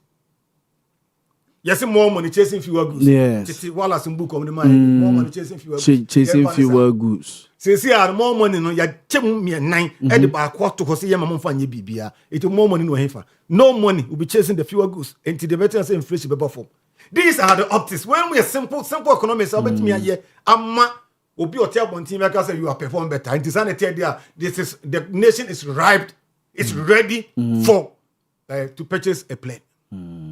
I didn't think I'm small give a rural parliament to say Sebas said they are any bar from inflation bar from their Bank of Ghana have the right to print more money. And now Okudio Ponkroma editor almost say no, any Emrani Musa so bit my print. This time around, the good time for them to print more money because inflation about 3.70%. The way inflation to move from 24%.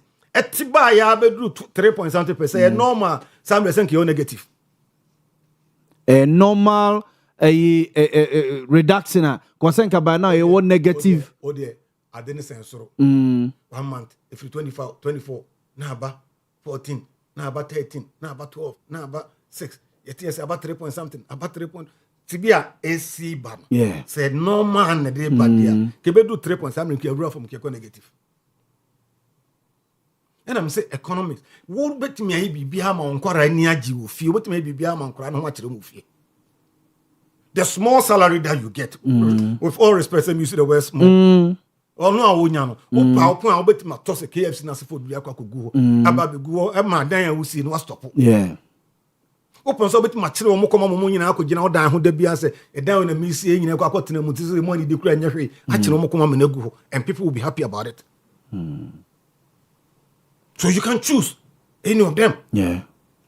Etu se me per se me beto bibi me koto car mono e wo fie beto car mono wo fie a am justifier se 5 week no month no mu nyina na me ma aduane ne ma wo hia wo fie na abba fie ti se ne ma ye it is also makoto car mono me yero ntimi nka se adentina owura wo ye ka light okra ye ntu ai ye nye we nyina akoto car mono ba we the light no na ka me to 500 ma to 1000 2000 kra mo na ayi a woko ma mo ska no bia ka ho chop money matma bebra ka ho kra fees me tua ma mo bia bibia wia na me kotoka obeka ho asem se iniska ofie. So you can create but as to say the whole year no the long term effect na be ma mon for ho to na so mo to no it's the prosperity will judge us. Yeah. Economy na year no this is the time when they're talking about haircut. This is the time of cocoa farmers, the engine growth of the nation. No? Cocoa farmers, no, having a reduction for the first time, and then you are going to buy plane. You are justifying it. Cocoa farmers, the poor, almost source of income, primary source, one pay. They are struggling now. And now, no, what say Ukoto plane? You are justifying the economy is okay for you to go and buy a plane. Ubiti pechi don't go to. Jaji pram so chiro na makọ ekuta e chire do ha wo nam hono no kwa pepe mu nam hono omu koko na ye nto do kwa ekura ye ntua ne ka no o nhuru do ye ne ho kro ya no moduru awu but what brofo mu ye communicators mu ye we wo mu ntino but justify say the economy no is okay to buy a plane because last year some aban ba akono time the economy ni nye they don't mean to play say the year go and ask cocoa farmers and say economy no a year na say enye for us to buy a plane or not to buy a plane.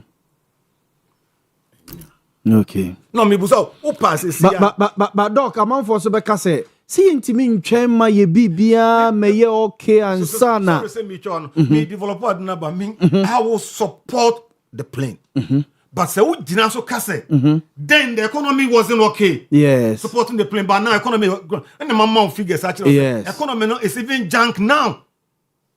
And so says I'm recruit pragia cranky Toby. Okay. This year the economic situations. What have they added to the economy? Yeah.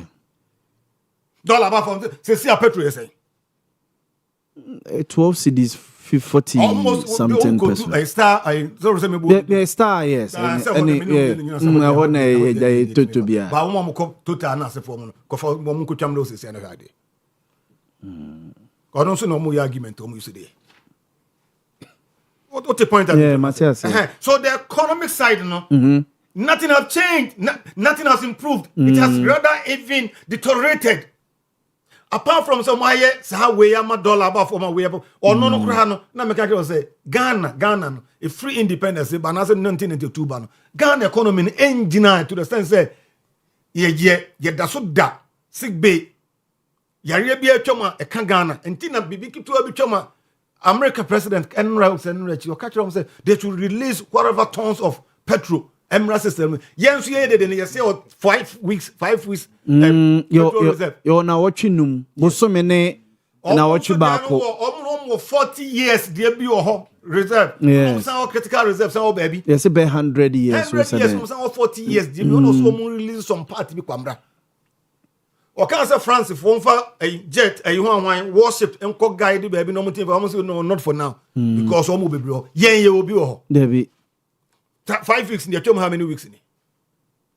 If I visit a trouble a year, one would say 2. They say, I don't know, yen reserve. Now, the gallon credit Buguma reserve. Go ahead, a gallon in the go. That is the state of the nation. This all you know, they justify say economy. Then I say, yeah, the American say it's the worst for now. It's the worst for now. I don't know how to be a debut. Number 2. The big guys now NDC they were against, they were ranting against. If you don't use words, I mean, Timen use it justify the reason why we shouldn't buy the plane then. Okuja to then, Okuja to Hanka. Yeah. Your friend say, do I defense minister, deputy defense minister, Broja Jemfi. Then one can. Some gold says you see kitchen cabinet back. You see a ton of Sammy Jemfi. Na me so bit my talk kitchen cabinet. Gold board CEO. I would say the dollar crowd team to the check for the check. Agrada anase for me. Oh no, that time go get the comment to make here. I don't want to support to the argument say we shouldn't buy the plane. Go and see. Said they were even talking about the cost. No, they were all justifying say the plane, the Falcon, no, ne who didn't buy in a years and they say and 7 years me boy na sampa. Yet no, when we are talking to the public, you shouldn't behave say public and things that say I didn't know they know and they follow what have been going on. And it's better say yen ye beba from near power much and as you can actually say oh then na ye nim but me buy and say dia akobani o man penida kofo he ate a humble pie or can say the ministers keep to the very juma or buy or say debi debi meet me found in the 70 county is wrong na me hu say see am kron ba won say o mati ministers so ministers am so mate so no secretary regional secretary so ho for nyina wo ko eya president regional administration am position e no more position ekuta nkofo regional office regional coordinating council for no more host obi a position ekuta it's like a deputy minister for regional the secretaries and our constituency and this regional organizers no position ekuta omo se sia presidential staffers region bi every regional organizer there is there you can go and check. I don't know. Omunyina said 16 regions are 16 deputy ministers. Omunya day. Yeah, no busa omu. 16. Omunyina condition of service be at said deputy minister. For 16 you can 50 whatever now so or can. Then go and check the quantum, the cost, the budget omu the call. Never cut per budget omu the call. Then annual nipaniye we see. These are rare issues. This and because me, I always like intellectual argument. Yeah. It's not just about say you become emotions now say for Debbie. I'm not for that. Me, Obusa Minesi into play ma Ghana we are. Make just say yes. And ya me no me no can discuss play because me no me no play who bibia. Ka so just phone penny phone discuss. But you reduce politics no. Could you Thomas say no? I'm not better to say nkora ne mantie me no me tia ne ka. Elupe ko ba kora me no ye so mu da. Debbie. Besi wokra me unse we ye Falcon na we ye boy na we ye den yento play ye no play car atoka do say ba o mo reduce policies na am na ba ye tantanta ndi sa na akoye okuje to kan say so ohunu say o mampeni na say ni no pa bi tena private jet mu a ono obetu no ho ade so o kan na wanka energetically o mo de na mbiyo mu sa akotu no ho ade so to be difficult to call me for me to call him honorable. Because he doesn't deserve to be called honorable. You can't be with me here. These are facts. But the main in conclusion, they're trying to say, Ghana, a nation, sovereign nation, sovereign state. Yani etna bruche ya juma baby. So who Ghana there? No one near J. I can't remember Florida because shopping with me who tuna. Tuna star kit was what be more na nya African market too supermarket kese ani bi na me nya mago se to me hu ye me toy because na Ghana there. So when you see Ghana bibia we have to be proud of it. The Ghana ye ni sika kra na ye ntwen se ye obi anton V8 emo obanto aduane di ye so obi amon ho so kakra. This is the time you bet me free play no kran kakra na di gold scan bi and na so for aton kakra ebeboa me no mienu. We need it. And in the country, politicians now say Korano Muka politics say this will set their mouth. I was any man, no more experts no enkasa. But for now, Ghana, we need it. And I say Batina, and I say one the betinemu, and I say when the betinemu. It's neither here nor there. University pending University pending pa no where chancellor, vice chancellor. One be see a dime. Obi na ebesi ache wo mo ekire me de yin be mo mate wo si abrosan eto asofo ama wo administration so on the offer abrosan ni su biru nti wo nsi ni dantia ezenyo nko na be for abrosan no ya Ghana ya me wi me documents ni na be kire no wo si da bi woni do enti on mo si na dantia unfortunately wo si you no co pension no wo wukra so it is not you obey the same ento you o man pendra kufo eyamomwasi Jubilee House. Yeah. Almost say NDC data. Almost say almost the Ngukubu and where then maintenance who is staying there. So politics in Chese yen destroy will be policies and sana what team do policy about. Politics in Chese support to be policy. You can come out with alternative. If your alternative is superior, listeners and answer Ghana for no will see the superiority in what you are bringing and they will buy into your idea. Politics. So young people now bomb say and this is to fail. Be bomb say Petro Bobe in cases na Ghana for to Obama. You are not a good person. You don't need to pray for that. Pray good for the government and say, oh, you know, you money ye na your money in Koso. Now also the whole side of the story, but na ye come on. Next Ghana for to Obama. Omomrano na Petro nujina level bia over to us umre. Ba bomb many few go. Said no, because been more sabotage. So young people now we're in charge of the money now sabotage. Who sabotage na near to a betia or na oba power. On repair money mrano. Na see na we don't need to do that. And you know the argument on Sanya mana ye reduce to women. Where's the pass nka soja ni penina o ti elupremu ni mapati ha. No chiri mu a. No chiri say falcon cry you say akromedini.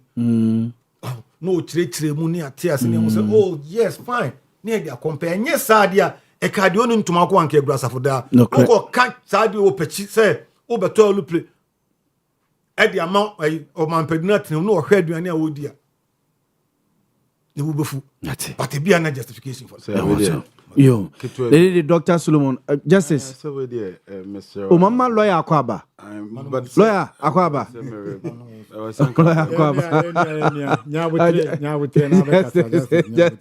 Justice. Meba. Why? Meba. We say we na rebata antinka. Rebata there ya. Because doctor can be I was say your ma publicly very much aware. Doctor, if you are justifying an economic indicator, you don't choose a particular quota. Hishema yi ani nyina quota in favor on and I was saying on how the be your argument. You put the whole year together and you speak about the economic growth. Why didn't doctor compare the first quarter of 2024 and 2025? Because he knows that in 2024, he said in the first quarter, it grew by 4.7%. But in 2025, first 3 months or the first quarter, it grew by 5.3%. Should I use that as the argument? Okay, in the 2024, no, first quarter, no, the industrial growth is 4.7%. 4.7. And now about 2025, 5.3%. 5.3. If so we could choose only one sector for and about second quarter no I don't have all those facts. I wanted to also show him one of this quarters and improve. So you don't use one quarter, you put the whole year into what? Okay. Matthias, 1 minute. When the cars are when the fundamentals are weak, the exchange rate will expose you. Who said that in English? And then the Dr. MPP say exchange rate won't in fast war. MPP 4 Dr. Baumia says so we are buying near Behunu se Numa Oye no so near and you will see the new dollar now what ding menam kai. It open me patro yam fair to. And the doctor tia say you see a better plane in 2021 plane you can say better in 2022 or in 2024. Plane we started the negotiations in 2024. So you use the economic indicators in 2024, in 2022, not in 2024. But Dr. Callistus Mahama statement he say and Honorable Brigadier Jemfiano Pen Komokro say the current budget finance minister they could quote the amount. I'm not saying that.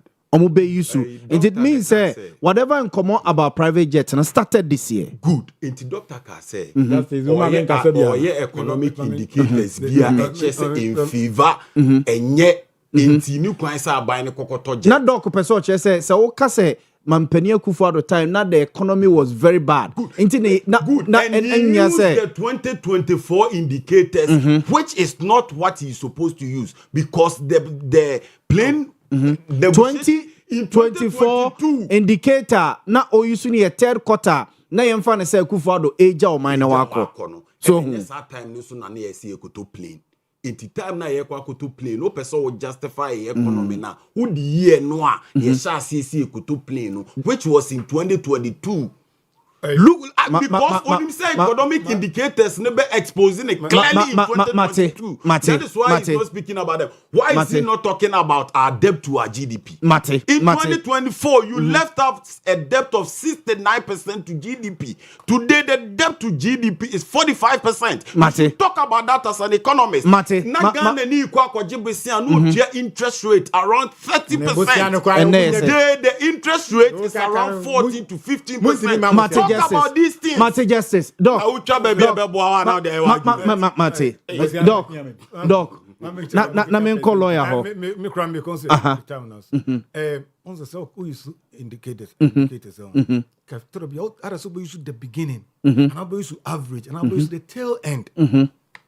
The tail end the car catcher say the last figures are Ghana Statistical Service a release year for 2024. 2024 and the last one they are 2025 quarter. 2026 BBA nyamai. Yes. Even the fourth quarter for 2025 MI is a more politicians say amona mutimi so da ehuna no ma onam wiem kosu nyina na mboka MI. Yeah. It me be a cocoa season before the time. Also to me who say 2025 no crowd first quarter industrial growth no say 5.2 was a whatever percent. But then 5.3. 5.3 didn't tina mo hwenhwe ha industrial growth about the last quarter no about 0.8.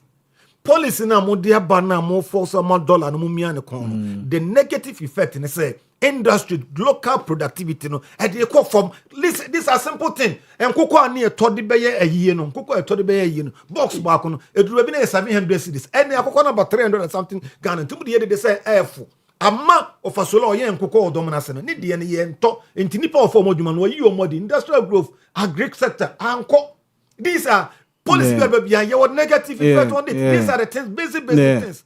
These are basic things. So you know the counter argument to that. What it means is that Justice when he said they are young anymore. When he said they are young anymore. When he said they are Mama lawyer Kwaba. Justice Mama lawyer Kwaba. Lawyer another watch it. Matthias. Matthias. Is it where coming on? I come in. Lawyer, Dr. Callistus Mahama, President Secretary, say a Brenner Wiedru. Baby a Ghana Yaba Bedru say no. Intimate fanya politics view. Let's get a new presidential jet. Na MY. Anyway, ya tis a helicopter for Swatiato. A manipa me and say woo. A water man ye kabum say baby a drone. Enough of the politics. Let's get a new presidential jet. Near retooling ye Ghana Air Force no. No munyino monaso. Dan see the bene politics that could bet any na Croman Penifo na helicopter the man who one more woo. What was your wow? Mammy too. I think we never can could you tell black one eka. Didn't quite feed Dr. Callistus. I didn't hear. On a secretary to the president. No but then quite think you know. No, could you tell black or catch a lifespan for the aircraft now near 1 year 2030. Falcon. Now, say, and I, date is 2026, 16th March. 2030, no. They are more than 4 years. Aka 4 years. Yeah. You see, you are the Biamika. I'm a moon. So, what's the propaganda by a campaign? Over power. You understand it. For propaganda, and one can have a satiasi. There's more videos near what you're more. More videos. Say, yeah, think of mine. Like your planes 5 class and can change. Oh, yeah. Your aircraft 5. And then I just a president of panning near chon or the new plane to Kwaya could dig Jumadi more minor. Or Copacho. Sasani Becano. No, a top petro gum. So, lawyer may bow her crown, my baby Joe Kana, Mediaco baby crab. Set me pouch or so. Now, crew members no plane him no more doing no cobano pilots near the one to your mocha. I'm told to say pilot to Nina Ibrahim Mahama. A Juma 4. Yes, that's what I'm told. That is government communication minister. Felix Kwachuvusu. Ninchechi Mano de Airman. Say fool or pen I to but I can't do one carry and come. In the pilot in Yenimomo. There be yenim baby will be A replay driver. No. Omo de kon yenim crew members ni na yenim. And how safe is our president? Any omo me kan share. You see, all can say ma Bible aka Matthew see the efu onu ba ne begu. Eno na begu omo mfin. Ye omo videos na e bo kire omo. Asem bi ekobi omo nkasa videos. Obi na ka kire omo se plane na wa hoden. Ye be se ye din komo craft plane wa 2030. Eno wan kan. Na fe ade bi no mu di won komo si. But ne who's a plane in here one. And they say omo me kan share say Ghana fu ye pa ma chow say ne dog kind. Ye pa ma chow. Ye an ye kan opposition say then you could no more 3,000, 6,000. Omo me pacho. Say is omo nam gracia church mu adukunti akoko ni boy abafo. Omo nante Ghana mu no mo church adukunti yin. E na mo so mo nam na mo so mo church mu kire kwa. Ye see ye de ka kire omo ye ma omo. E kwa fo ye ka anye. Nti e be say che omo dada omo. E no mo nam no mo kire mu say da bi nye na da. Ana me boa. Yeah, Matthias. Nti o de omo san bra Ghana for me kan che say e ye ne kan ye say plane wa hodin o. E be di 2030 as na ye di ho nkomo. Ye pa ma chew. Montie ase na ani diem ye hia foforo. Na ebe bo oman. Oman panyin tu kwan. Ye te Ghana ha. O de ye mfa ni nyia asem kran to nche. Ghana ye ni plane e betim de oman panyin tu kwan. E wo ne kwan so amana kwa basumdwe mu ye be gye ho atum se ye man panyin ko abroche no amano ne no ko be basumdwe ye ni bi Eni ahoden. ye ni bi Yes. For now ye ni bi. ye ni bi enso ye ka ho asem no omo se ebe na ho oden so beti 2030 what you say ba se o ma me ye hu se ebi kura ni ho Yeah. ye se eni ahodi ebi kura ni ho nti ye ni nkomo se ye be ye den ye beto foforo very good.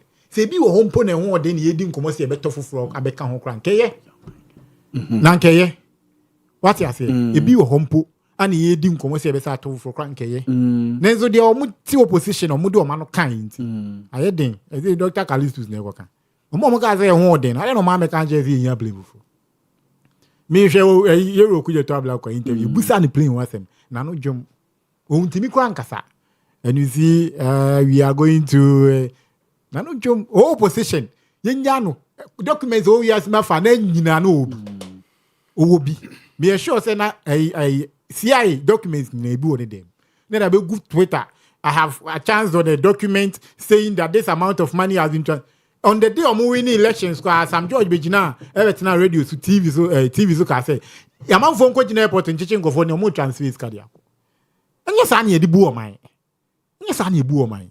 The fact that o paper wa aba no that is why no just say so chantro asa wo mo kan nya no kra ba akokra nim afi de o hia plane nye he ye nyina ni wo be ka bom o man panyini de e betumi afi NDC so aba NPP betumi asa bi ko amena me ba be o man panyini ma po plane no cross o mo to e ba be through 2029 even president Mahama kra on yusu o ka se o to e won sensem no do se fa e no kwa de nye big deal si e koto 10 crank e me say he mami o because plain there nanka president etu kwan na unyamba maybe a speaker and so pe baby e na foforo ho kra na nanka no say timide ne ko o say timide ne ko what you say then so mo anu asem this o muntimi nyoma no o muntimi nyoma no nti di o mbe ya so mo mpacho justice wa betimi agina betimi agina ndi for anem tie justice no dey tie meba justice meba invitation mi nwie justice meba invitation mi nwie betimi agina ndi for anem aka say o pa chewa momo Ghana fo nyina ni diem mi gina ndi for anem pa chew say yensema ye kafa plane no say no kre plane ni anwode na say nka eti NPP for na nka di hu djuma from 2022 no ke bi anka by this time ayede kaba nyenu si fuo mpo ne yeto nyenu say nka eboka ofuo ye tu individual nya anka o mine na nka yede eje dem ka no aja ti ni diem ni an brate ko Ghana fo mo fa nche ni yensem na ye kan no ni nim yan kan yi e bi asipen ex-president Kufuor can be. Me di say ni say you doc can nyina me pese me say repeat. I just say to pacho. Mate. Ghana for begia Doc. Mate. Minia. Justice. What be we da? Justice o me enkoye nim. We dey nka 2 minutes pe. The Bank of Ghana governor say Middle East tensions and a bit ma threaten Ghana's disinflation progress. And fuel prices here started rising. E dey na e ka kire Middle East nsensemi. Minia me ba. Now we dey back 1 minute. Yes, The minority will have its say. Yes. And the majority will have their way. Yes. Me patcho ye di levy ko parliament na NDC for yankasentia. NDC for walk out of parliament. MPP for person mo ye no mo ye ya no manye. Me patcho COVID-19 levy MPP for ka so mo be ye no. Ye ka chem so mo nye no. Omo ye ya na o manye. In what sense or in what breath? And I will catch me say you could get to black one and stop MPP for a moment go to play. Minkasa. Then I will say NDC. Please take it easy. Minkasa. In this argument no more yeno. It doesn't hold water. Benem you know do one dance justice and some honorable Samuel Kuje to a black one kanye. For the travels of the president. Oh. Minim crowd. There's this video called viral on social media. No, so say on NDC back power. Na say the government. Ekoso ye President Kufuor for private jet or resign. But then this same private jet now. And one be here as a president. They took on. I say no man cannot credit. Yes, the cost involved in President Kufuor. What can say? Oman penny, ye cry at him, ye won't hang. It is a wood to choir. There are so many other ways and means I will be media to choir. And my taxpayer and whom coach reading the and the president Kufuor decide this or no, the private jetter or no abe rente or no one the betua. And a year ba, and yes, yes, I didn't beam. It is enkajo mama buy any aqua for private jet high, and yes, Pian Kadia. Anka, you can say that Okuje to any mind eguase. But about Dr. Callistus Mahama Semi ebe confirm say truly Ghana you need presidential jet. And I make a choice say me need presidential jet and MPP for your margin so mobeto irrespective of argument and this NDC for men combeto. Because no more majority. COVID-19 Maui and I made the 11 Maui and this for near Peninsula. Matthias and Tiafi completely against it. Yanko for prices and the Middle East Bank of Ghana for predicted tensions in a cosono.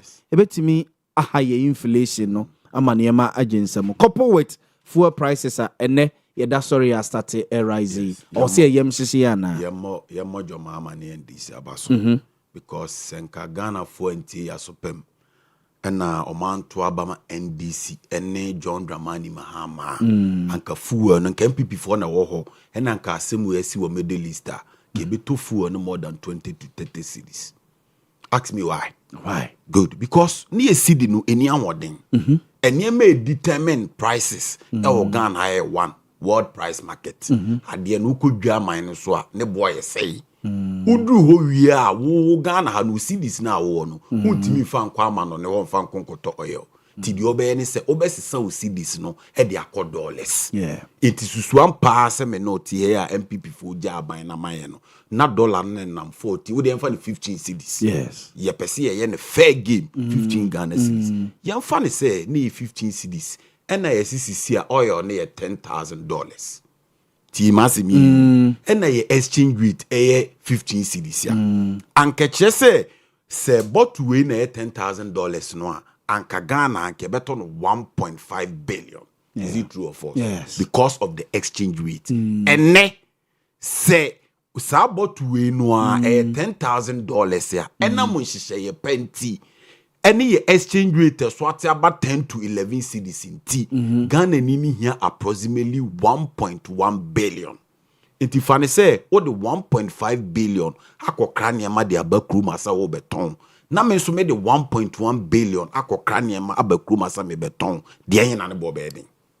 Oh, is that definitely 1.5? Make a say indeed ye more ban ya basu because global tensions in the ekosu we are see baby enye wo aban na wo so no na wo kwako control e wiase de be koso ye de e wo ho ye woni emebi wo asiye ni pay uni control over it but ye woni emebi su wo ho no ma wo ye de wo control over it etinyema ye wo control over it ebi ye de ye exchange rate ye see the near dollar entisenkene attention ye si wo baby in 2022 Russia and Ukraine for senomoko.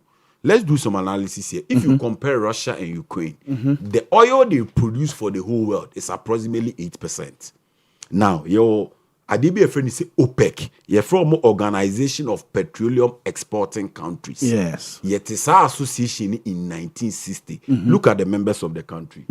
Iran, Iraq, Kuwait, yes, Saudi Arabia, and Venezuela. Yeah. Countries here, Mabubu, Omuhu de Wahen, and Enka Kunya Ekosu.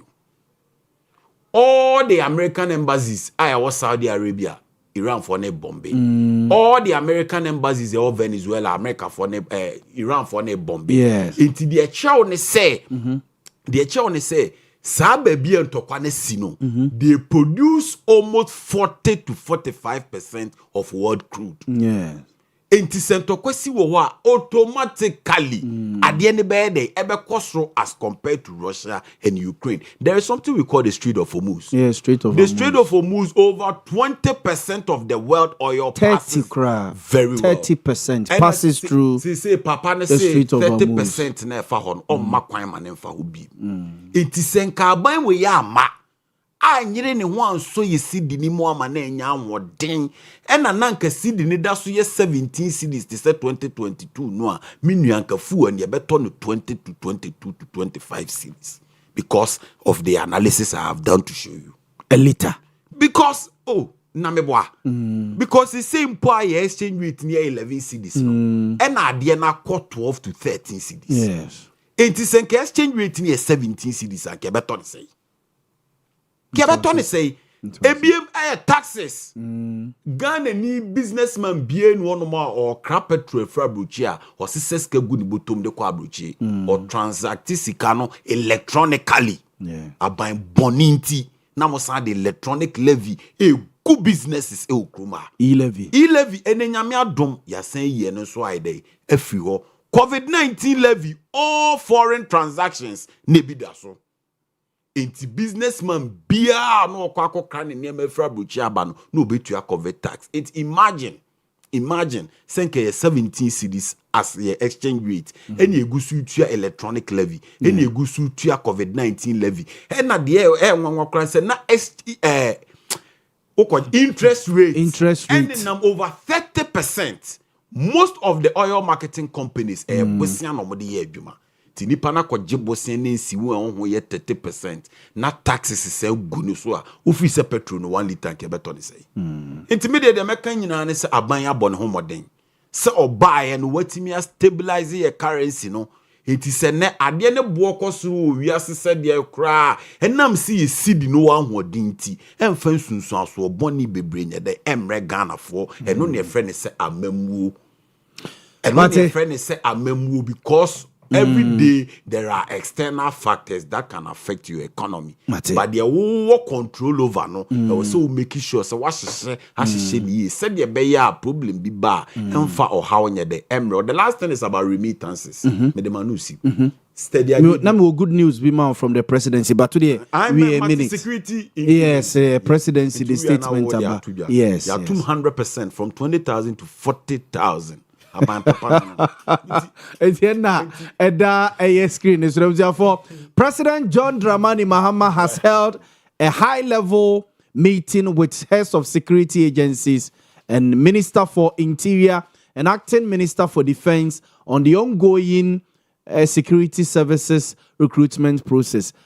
Following a briefing on the process, the president has directed the number of men and women to be recruited to the various security agencies should be increased from 20,000 to 40,000 over the 4-year period.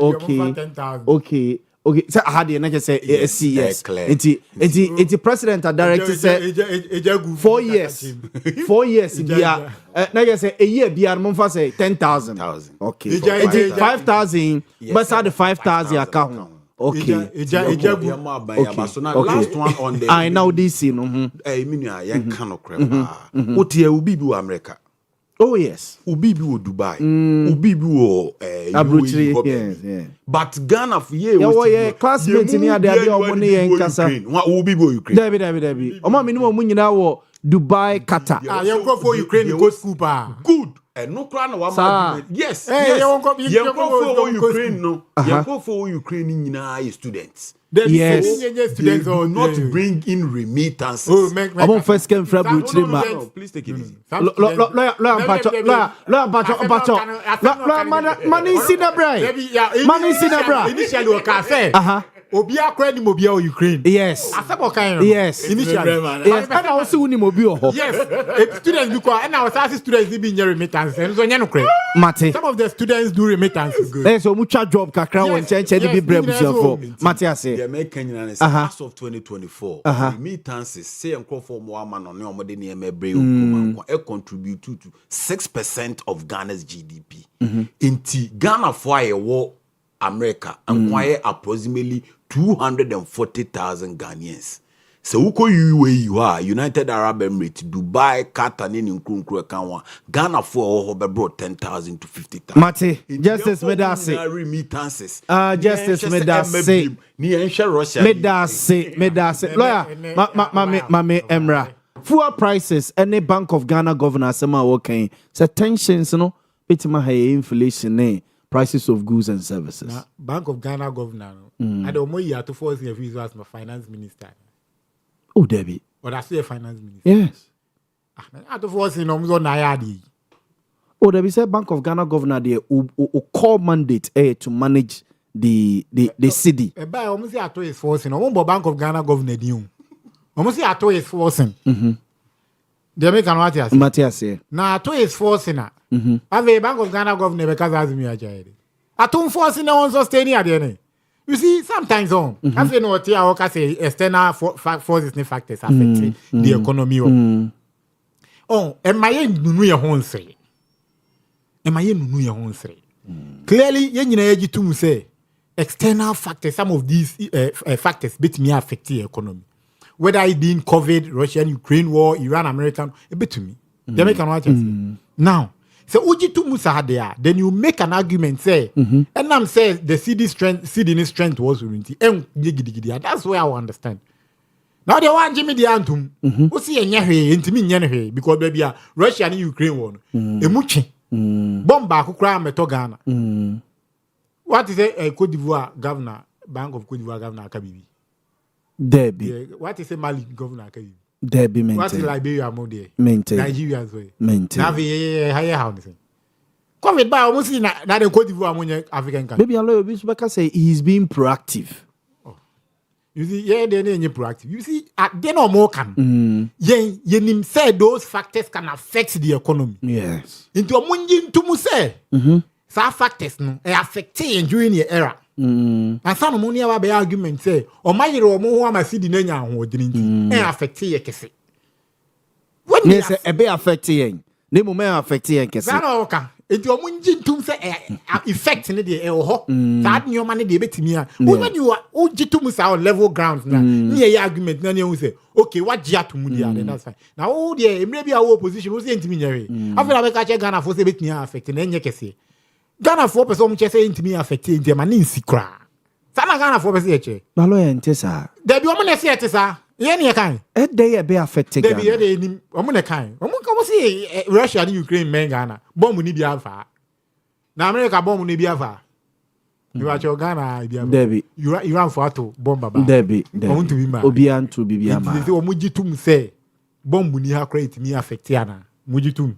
Say external factors. Ujitum phenomenon ne de Dr. Baumia na de ba. Me say ujitum. Ye jitum fititi o. Oh, that's Dr. Baumia na be ka say global phenomenon ajai Cote d'Ivoire ho. Aba Ghana be affected in 2014 when the world prices of gold falling. And Dr. Baumia be ka kire say e den na Cote d'Ivoire for the omo nche omo si di no omo si kasam. Matthias justice. We were measuring you by your words. Matthias we are also measuring you by your words. We are also measuring them by their words. You are John Dramani Mahama Bijna Africa Ghana. E ka kire say COVID no nyewe mai em affect ye. Russia Ukraine will affect ye. We are to kujina yi. Summit yo moko event say. O kujina o ka say Russia Ukraine war ni COVID affected the economy of Africa. Yeah. Ujina Ghana house in Yeri. Ukujina the UN summit. UN, yes. Yes. Ukujina Rochedi house affect ye. Now one guy, you're a John Ramani Mama, or my penina, no do a minimum. One a chance ask him. Enti omo kachi omo meyeji tu mu say okay ye your man Ghana ye economy ni nia hodene enia hodene sa ne ensense bi si enkronko bi so amano ne ye krakra ne o ma bi ye de boa economy na say de boa ye dada setene ma ebe ha yen omo ji tu mu sa no mas answer no mo no ya ba argument ni say ebi omo de omo ba omo de ama sidi ni wan ye dene nti affect ye. They have to accept that first. Na wo ka che se enye hwede a me kan che se e be affect en kan che Ghana wo se be affect e kakra bi ade na enye hwede ade na be affect e the price of petrol cost. Oh me the American say sa confluence in the Strait of Hormuz now.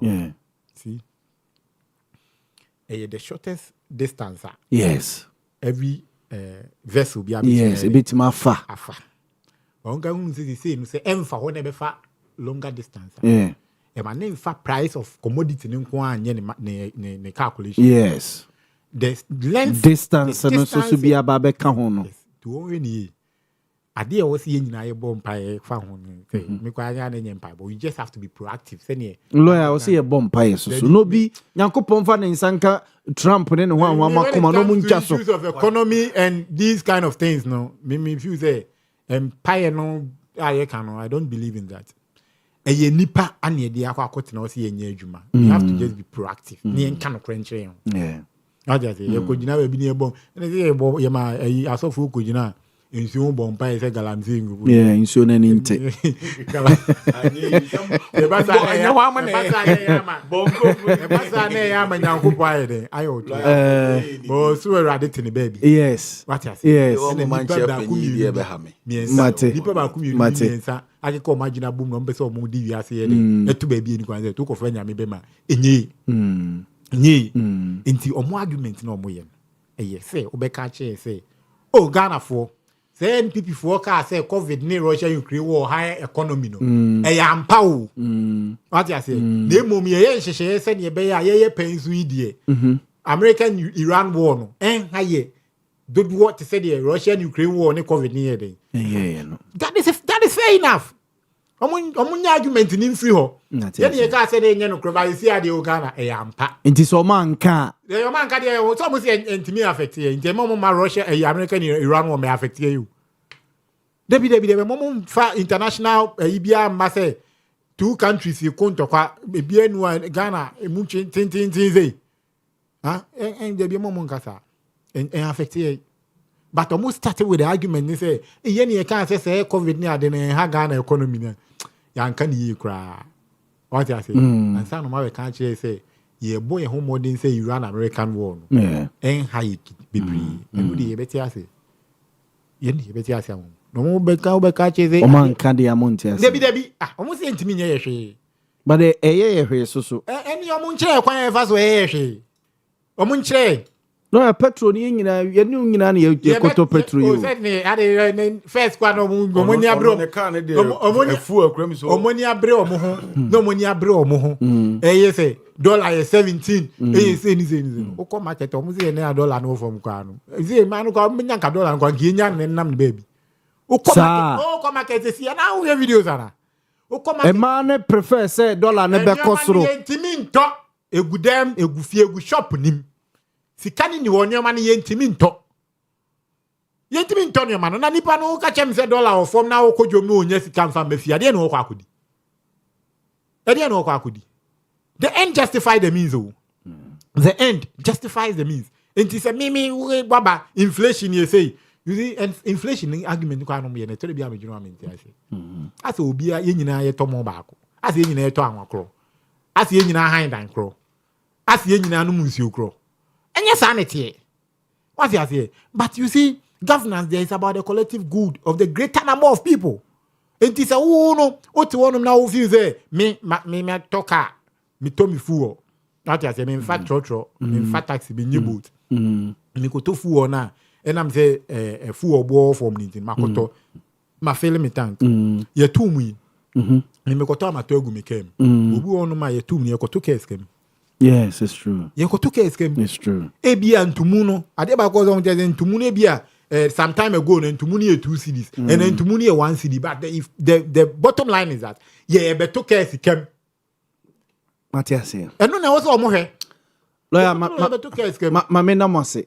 Yes, it's also Casabium. They be said doctor say money to me to mono. Na more near ton 1.5 na money to me to and 60 cedis or to me to. Lawyer Mate.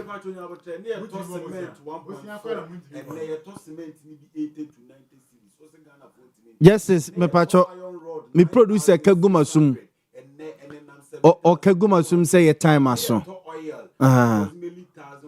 Chia penny no nianko. Justice. Honorable wisdom or say meeting in catch you municipal chief executive. meeting in catch it. Martin in Canea. Oh, but oh yes, oh yeah, Juma. Oh yeah, oh yes. Yamona Basso, only honorable Ben Abdella. Okay. Ben Abdella. Okay. Okay. Yes. Yes. Wisdom or say, "Boamah, dear, me ma me nom for and carry you so." Intimate fa hopa near there.